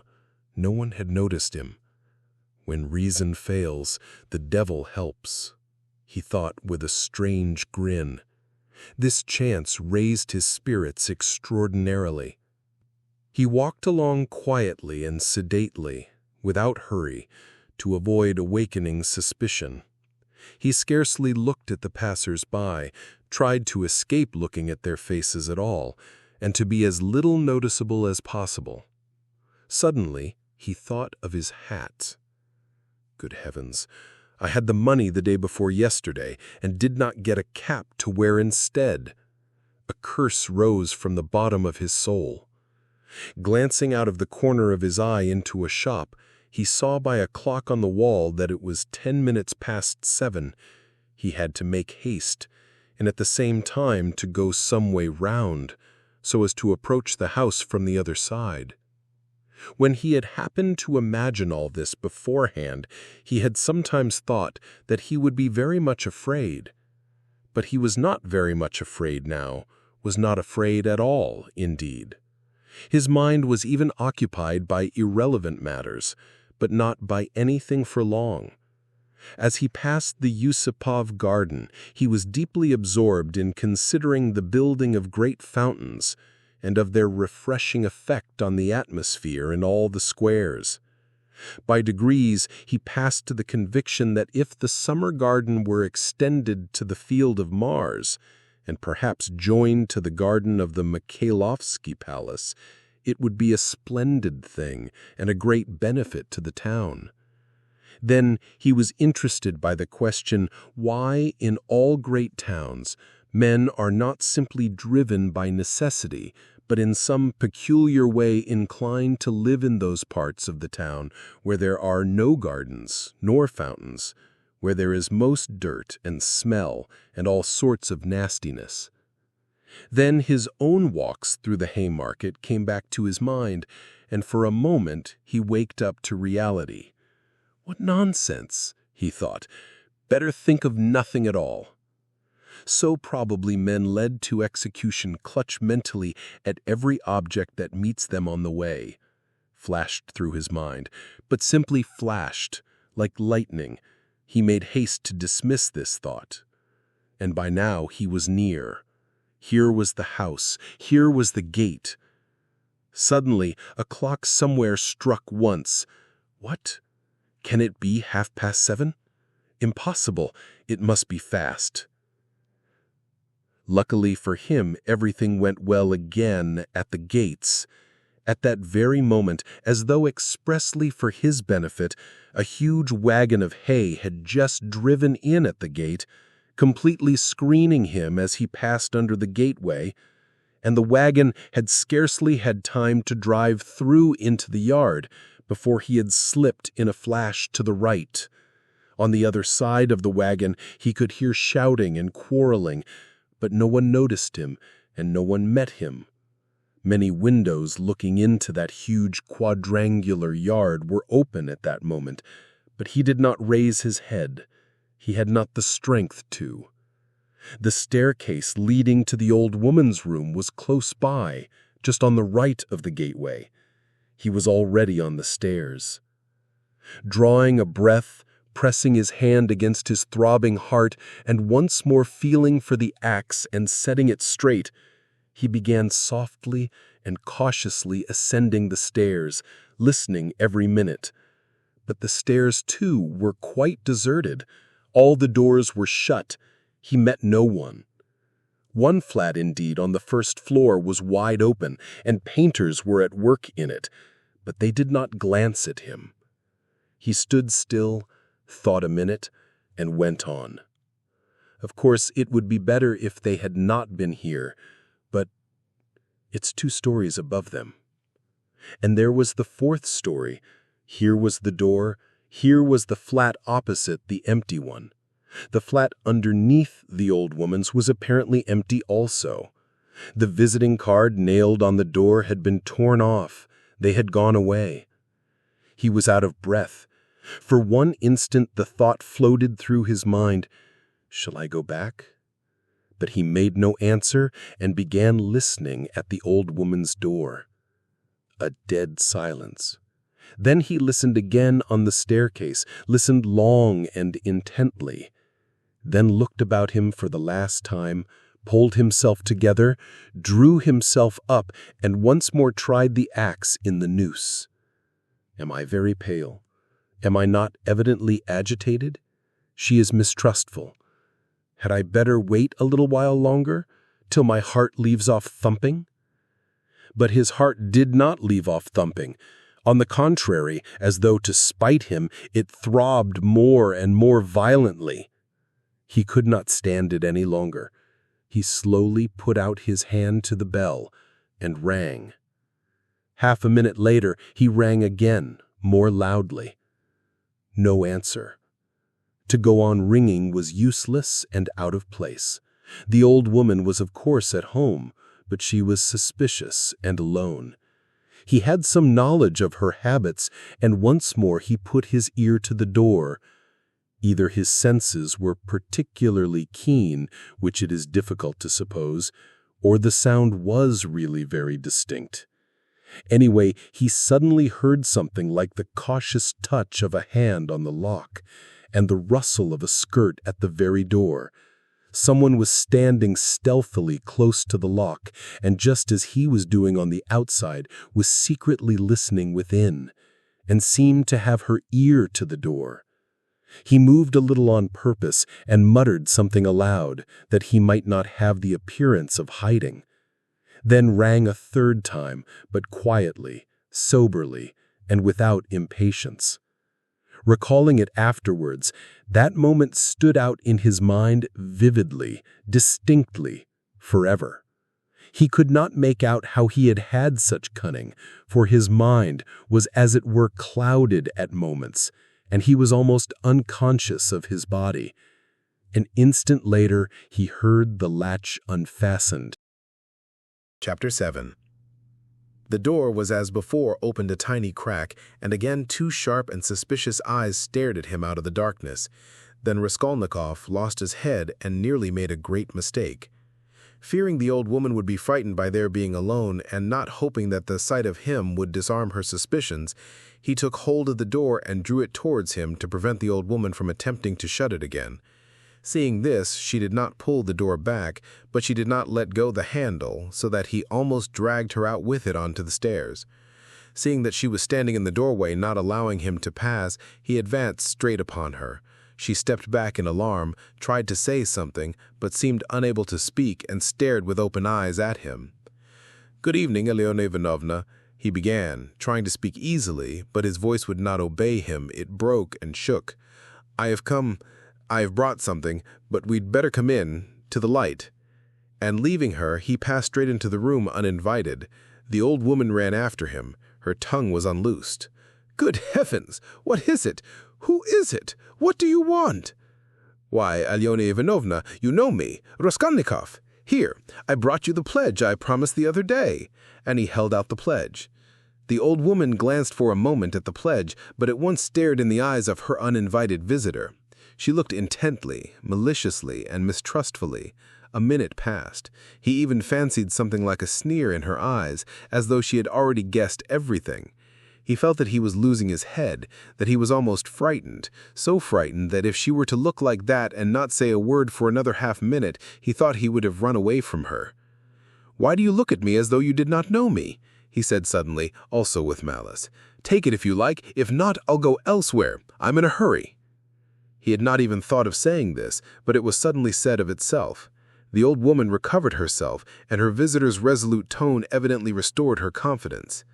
"But why, my good sir, all of a minute? What is it?" she asked, looking at the pledge. "The silver cigarette case I spoke of last time, you know." She held out her hand. "But how pale you are, to be sure, and your hands are trembling, too. Have you been bathing, or what?" "Fever," he answered abruptly.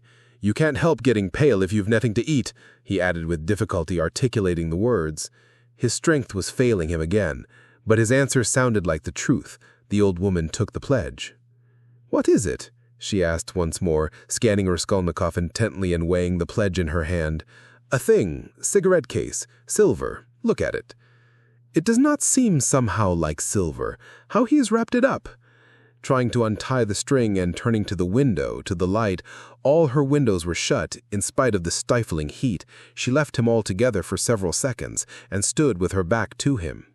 He unbuttoned his coat and freed the axe from the noose, but did not yet take it out altogether, simply holding it in his right hand under the coat. His hands were fearfully weak. He felt them every moment growing more numb and more wooden. He was afraid he would let the axe slip and fall. A sudden giddiness came over him. "But what has he tied it up like this for?" the old woman cried with vexation, and moved towards him. He had not a minute more to lose. He pulled the axe quite out, swung it with both arms, scarcely conscious of himself, and almost without effort, almost mechanically, brought the blunt side down on her head. He seemed to use not his own strength in this, but as soon as he had once brought the axe down, his strength returned to him. The old woman was as always bareheaded. Her thin, light hair, streaked with gray, thickly smeared with grease, was plaited in a rat's tail and fastened by a broken horn comb which stood out on the nape of her neck. As she was so short, the blow fell on the very top of her skull. She cried out, but very faintly, and suddenly sank all a heap on the floor, raising her hands to her head. In one hand she still held the pledge. Then he dealt her another and another blow with the blunt side, and on the same spot. The blood gushed as from an overturned glass. The body fell back. He stepped back, let it fall, and at once bent over her face. She was dead. Her eyes seemed to be starting out of their sockets. The brow and the whole face were drawn and convulsed convulsively. He laid the axe on the ground near the dead body and felt it once in her pocket, trying to avoid the streaming body, the same right-hand pocket from which she had taken the key on his last visit. He was in full possession of his faculties, free from confusion or giddiness, but his hands were still trembling. He remembered afterwards that he had been particularly collected and careful, trying all the time not to get smeared with blood. He pulled out the keys at once. They were all, as before, in one bunch on a steel ring. He ran at once into the bedroom with them. It was a very small room with a whole shrine of holy images. Against the other wall stood a big bed, very clean and covered with a silk patchwork wadded quilt. Against a third wall was a chest of drawers. Strange to say, so soon as he began to fit the keys into the chest, so soon as he heard their jingling, a convulsive shudder passed over him. He suddenly felt tempted again to give it all up and go away, but that was only for an instant. It was too late to go back. He positively smiled at himself when suddenly another terrifying idea occurred to his mind. He suddenly fancied that the old woman might be still alive and might recover her senses. Leaving the keys in the chest, he ran back to the body, snatched up the axe and lifted it once more over the old woman, but did not bring it down. There was no doubt that she was dead. Bending down and examining her again more closely, he saw clearly that the skull was broken and even battered in on one side. He was about to feel it with his finger, but drew back his hand, and indeed it was evident without that. Meanwhile, there was a perfect pool of blood. All at once, he noticed a string on her neck. He tugged at it, but the string was strong and did not snap, and besides, it was soaked with blood. He tried to pull it out from the front of the dress, but something held it and prevented its coming. In his impatience, he raised the axe again to cut the string from above on the body, but did not dare, and with difficulty, smearing his hand and the axe in the blood, after 2 minutes' hurried effort, he cut the string and took it off without touching the body with the axe. He was not mistaken. It was a purse. On the string were 2 crosses, one of cypress wood and one of copper, and an image in silver filigree, and with them a small, greasy, chamois leather purse with a steel rim and ring. The purse was stuffed very full. Raskolnikov thrust it in his pocket without looking at it, flung the crosses on the old woman's body, and rushed back into the bedroom, this time taking the axe with him. He was in terrible haste. He snatched the keys and began trying them again, but he was unsuccessful. They would not fit in the locks. It was not so much that his hands were shaking, but that he kept making mistakes. Though he saw, for instance, that a key was not the right one and would not fit, still he tried to put it in.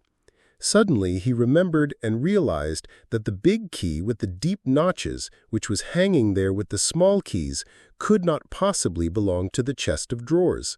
On his last visit this had struck him, but to some strong box, and that everything perhaps was hidden in that box. He left the chest of drawers and at once felt under the bedstead, knowing that old women usually keep boxes under their beds. And so it was. There was a good-sized box under the bed, at least 1 yard in length, with an arched lid covered with red leather and studded with steel nails. The notched key fitted at once and unlocked it. At the top, under a white sheet, was a coat of red brocade lined with hareskin. Under it was a silk dress, then a shawl, and it seemed as though there was nothing below but clothes. The first thing he did was to wipe his blood-stained hands on the red brocade. It's red, and on red blood will be less noticeable, the thought passed through his mind. Then he suddenly came to himself. Good God, am I going out of my senses? He thought with terror. But no sooner did he touch the clothes than a gold watch slipped from under the fur coat. He made haste to turn them all over. There turned out to be various articles made of gold among the clothes, probably all pledges, unredeemed or waiting to be redeemed. Bracelets, chains, earrings, pins, and such things. Some were in cases, others simply wrapped in newspaper, carefully and exactly folded and tied round with tape. Without any delay, he began filling up the pockets of his trousers and overcoat without examining or undoing the parcels and cases. But he had not time to take many. He suddenly heard steps in the room where the old woman lay. He stopped short and was still as death, but all was quiet. so it must have been his fancy. All at once he heard distinctly a faint cry, as though someone had uttered a low broken moan. Then again dead silence for a minute or two. He sat squatting on his heels by the box and waited, holding his breath. Suddenly he jumped up, seized the axe, and ran out of the bedroom. In the middle of the room stood Lizava with a big bundle in her arms. She was gazing in stupefaction at her murdered sister, white as a sheet, and seeming not to have the strength to cry out. Seeing him run out of the bedroom, she began faintly quivering all over, like a leaf. A shudder ran down her face. She lifted her hand, opened her mouth, but still did not scream. She began slowly backing away from him into the corner, staring intently, persistently at him, but still uttered no sound, as though she couldn't get breath to scream. He rushed at her with the axe. Her mouth twitched piteously, as one sees babies' mouths, when they begin to be frightened, stare intently at what frightens them, and are on the point of screaming. And this hapless Lizava was so simple and had been so thoroughly crushed and scared that she didn't even raise a hand to guard her face, though that was the most necessary and natural action at the moment, for the axe was raised over her face. She only put up her empty left hand, but not to her face, slowly holding it out before her, as though motioning him away. The axe fell with the sharp edge just on the skull and split at one blow all the top of the head. She fell heavily at once. Raskolnikov completely lost his head. Snatching up her bundle, dropped it again and ran into the entry. Fear gained more and more mastery over him, especially after this second, quite unexpected murder. He longed to run away from the place as fast as possible. And if at that moment he had been capable of seeing and reasoning more correctly, if he had been able to realize all the difficulties of his position, the hopelessness, the hideousness, and the absurdity of it, if he could understand how many obstacles and perhaps crimes he still had to overcome or to commit to get out of that place and to make his way home, it is very possible that he would have flung up everything and would have gone to give himself up, and not from fear, but from simple horror and loathing of what he had done. The feeling of loathing especially surged up within him and grew stronger every minute. He would not now have gone to the box or even into the room for anything in the world. But a sort of blankness, even dreaminess, had begun by degrees to take possession of him. At moments he forgot himself, or rather forgot what was of importance, and caught at the trifles. Glancing, however, into the kitchen and seeing a bucket half full of water on a bench, he bethought him of washing his hands and the axe. His hands were sticky with blood. He dropped the axe with the blade in the water, snatched a piece of soap that lay in a broken saucer on the window, and began washing his hands in the bucket. When they were clean, he took out the axe, washed the blade, and spent a long time, about 3 minutes, washing the wood where there were spots of blood, rubbing them with soap. Then he wiped it all with some linen that was hanging to dry on a line in the kitchen, and then he was a long time attentively examining the axe at the window. There was no trace left on it, only the wood was still damp. He carefully hung the axe in the noose under his coat. Then, as far as was possible, in the dim light in the kitchen, he looked over his overcoat, his trousers, and his boots. At first glance there seemed to be nothing but stains on the boots. He wet the rag and rubbed the boots, but he knew he was not looking thoroughly, that there might be something quite noticeable that he was overlooking. He stood in the middle of the room, lost in thought. Dark, agonizing ideas rose in his mind. The idea that he was mad, and that at that moment he was incapable of reasoning, of protecting himself, that he ought perhaps to be doing something utterly different than what he was now doing. Good God, I must fly, fly! And he rushed into the entry. But here his shock of terror awaited him such as he had never known before. He stood and gazed and could not believe his eyes. The door, the outer door from the stairs, at which he had not long before waited and rung, was standing unfastened and at least 6 inches open. No lock, no bolt. All that time! The old woman had not shut it after him, perhaps as a precaution. But good God! Why, he had seen Lisaveta afterwards. And how could he have failed to reflect that she must have come in somehow? She could not have come through the wall. He dashed to the door and fastened the latch. But no, the wrong thing again. I must get away. Get away! He unfastened the latch, opened the door, and began listening on the staircase. He listened a long time. Somewhere far away, it might be in the gateway, two voices were loudly and shrilly shouting, quarreling and scolding. What are they about? He waited patiently. At last, all was still, as though suddenly cut off. They had separated. He was meaning to go out, but suddenly, on the floor below, a door was noisily opened, and someone began going downstairs humming a tune. How is it they all make such a noise? Flashed through his mind. Once more, he closed the door and waited. At last, all was still, not a soul stirring. He was just taking a step towards the stairs when he heard fresh footsteps. The steps sounded very far off, at the very bottom of the stairs, but he remembered quite clearly and distinctly that from the first sound he began for some reason to suspect that this was someone coming there, to the fourth floor, to the old woman. Why? Were the sounds somehow peculiar, significant? The steps were heavy, even and unhurried. Now he had passed the first floor. Now he was mounting higher. It was growing more and more distinct. He could hear his heavy breathing, and now the third story had been reached. Coming here, and it seemed to him all at once that he was turned to stone, that it was like a dream in which one is being pursued, nearly caught, and will be killed, and is rooted to the spot and cannot even move one's arms. At last, when the unknown was mounting to the fourth floor, he suddenly started and succeeded in slipping neatly and quickly back into the flat and closing the door behind him. Then he took the hook and softly, noiselessly fixed it in the catch. Instinct helped him. When he had done this, he crouched, holding his breath, by the door. The unknown visitor was by now also at the door. They were now standing opposite one another, as he had just before been standing with the old woman when the door divided them and he was listening. The visitor panted several times. He must be a big, fat man, thought Raskolnikov, squeezing the axe in his hand. It seemed like a dream indeed. The visitor took hold of the bell and rang it loudly. As soon as the tin bell tinkled, Raskolnikov seemed to be aware of something moving in the room.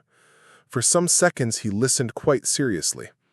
The unknown rang again, waited, and suddenly tugged violently and impatiently at the handle of the door. Raskolnikov gazed in horror at the hook shaking in its fastening, and in blank terror expected every minute that the fastening would be pulled out. It certainly did seem possible, so violently was he shaking it.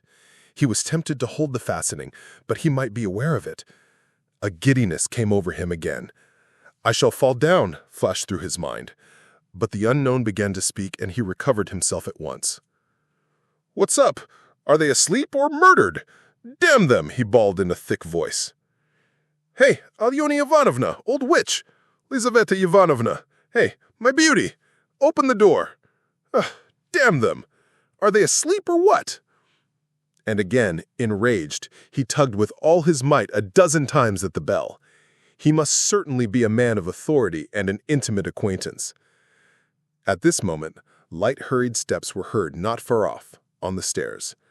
Someone else was approaching. Raskolnikov had not heard them at first.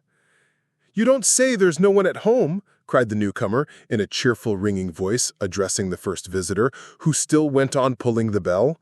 Good evening, Coke. From his voice he must be quite young, thought Raskolnikov. Who the devil can tell? I've almost broken the lock. But how do you come to know me? Why, the day before yesterday I beat you 3 times running at billiards at Gambrinus. Oh, so they are not home. That's queer. It's awfully stupid, though. Where could the old woman have gone? I've come on business. Yes, and I have business with her, too. Well, what can we do? Go back, I suppose. I hope to get some money, cried the young man. We must give it up, of course. But what did she fix this time for? The old woman fixed the time for me to come herself. It's out of my way. And where the devil she can have gotten to, I can't make out. She sits here from year end to year end. The old hag. Her legs are bad. And yet here she is all of a sudden out for a walk. Hadn't we better ask the porter? What? Where she's gone and when she'll be back? Damn it.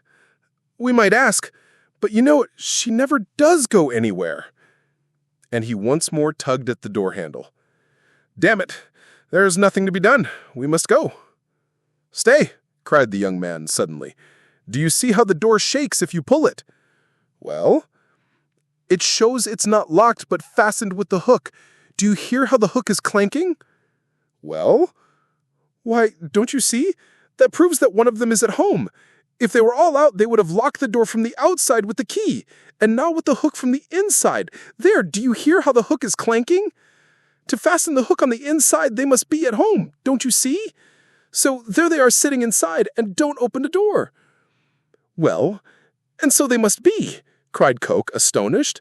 What are they about in there? And he began furiously shaking the door. Stay, cried the young man again. Don't pull at it. There must be something wrong. Here, you've been ringing and pulling at the door and still they don't open. So either they've both fainted or... What? I tell you what. Let's go fetch the porter. Let him wake them up. All right. Both were going down. Stay. You stop here while I run down for the porter. For what? Well, you'd better. All right. I'm studying the law, you see. It's evident there's something wrong here, the young man cried hotly, and he ran downstairs. Cook remained. Once more he softly touched the bell, which gave one tinkle, then gently, as though reflecting and looking about him, began touching the door handle, pulling it and letting it go to make sure once more that it was only fastened by the hook. Then, puffing and panting, he bent down and began looking at the keyhole. But the key was in the lock on the inside, and so nothing could be seen. Raskolnikov stood keeping tight hold of the axe. He was in a sort of delirium. He was even making ready to fight when they should come in. While they were knocking and talking together, the idea several times occurred to him to end it all at once and shout to them through the door. Now and then he was tempted to swear at them, to jeer at them, while they could not open the door. Only make haste, was the thought that flashed through his mind. But what the devil is he about? Time was passing, 1 minute and another. No one came. Cook began to be restless. What the devil? He cried suddenly, and in impatience, deserting his sentry duty, he too went down, hurrying and thumping with his heavy boots on the stairs. The steps died away. Good heavens, what am I to do? Raskolnikov unfastened the hook, opened the door. There was no sound. Abruptly, without any thought at all, he went out, closing the door as thoroughly as he could, and went downstairs. He had gone down 3 flights when he suddenly heard a loud voice below. Where could he go? There was nowhere to hide. He was just going back to the flat. Hey there, catch the brute! Somebody dashed out of a flat below, shouting, and rather fell than ran down the stairs, bawling at the top of his voice. Mitka, Mitka, Mitka, Mitka, Mitka! Blast him! The shout ended in a shriek. The last sounds came from the yard. All was still. But at the same instant, several men talking loud and fast began noisily mounting the stairs. There were 3 or 4 of them. He distinguished the ringing voice of the young man. Hey! Filled with despair, he went straight to meet them, feeling, come what must. If they stopped him, all was lost. If they let him pass, all was lost too. They would remember him. They were approaching. They were only a flight from him. And suddenly, deliverance. A few steps from him, on the right, there was an empty flat, with the door wide open. The flat on the second floor where the painters had been at work and which, as though for his benefit, they had just left. It was they, no doubt, who had just run down, shouting. The floor had only just been painted. In the middle of the room stood a pail and a broken pot with paint and brushes. In one instant he had whisked in at the open door and hidden behind the wall, and only in the nick of time. They had already reached the landing. Then they turned and went on up to the fourth floor, talking loudly. He waited, went out on tiptoe, and ran down the stairs. No one was on the stairs, nor in the gateway. He passed quickly through the gateway and turned to the left in the street. He knew perfectly well that at that moment they were at the flat, that they were greatly astonished at finding it unlocked as the door had just been fastened, and that by now they were looking at the bodies, that before another minute had passed they would guess and completely realize that the murderer had just been there and had succeeded in hiding somewhere, slipping by them and escaping. They would guess, most likely, that he had been in the empty flat while they were going upstairs. And meanwhile, he dared not quicken his pace much, though the next turning was still nearly 100 yards away. Should he slip through some gateway and wait somewhere in an unknown street? No, hopeless. Should he fling away the axe? Should he take a cab? Hopeless, hopeless. At last he reached the turning. He turned down it, more dead than alive. Here he was halfway to safety, and he understood it.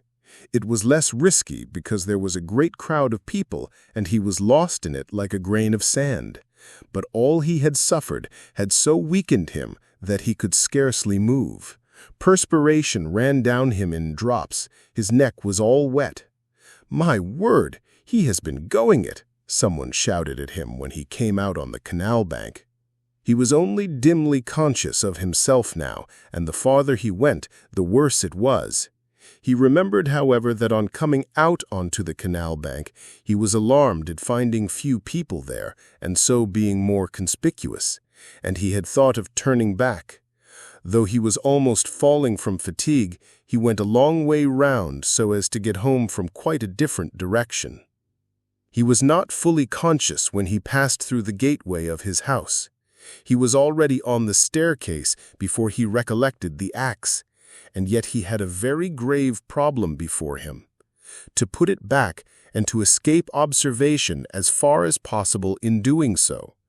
He was, of course, incapable of reflecting that it might perhaps be far better not to restore the axe at all, but to drop it later on in somebody's yard. But it all happened fortunately. The door of the porter's room was closed but not locked, so that it seemed most likely that the porter was at home. But he had so completely lost all power of reflection that he walked straight to the door and opened it. If the porter had asked him what he wanted, he perhaps would have simply handed him the axe.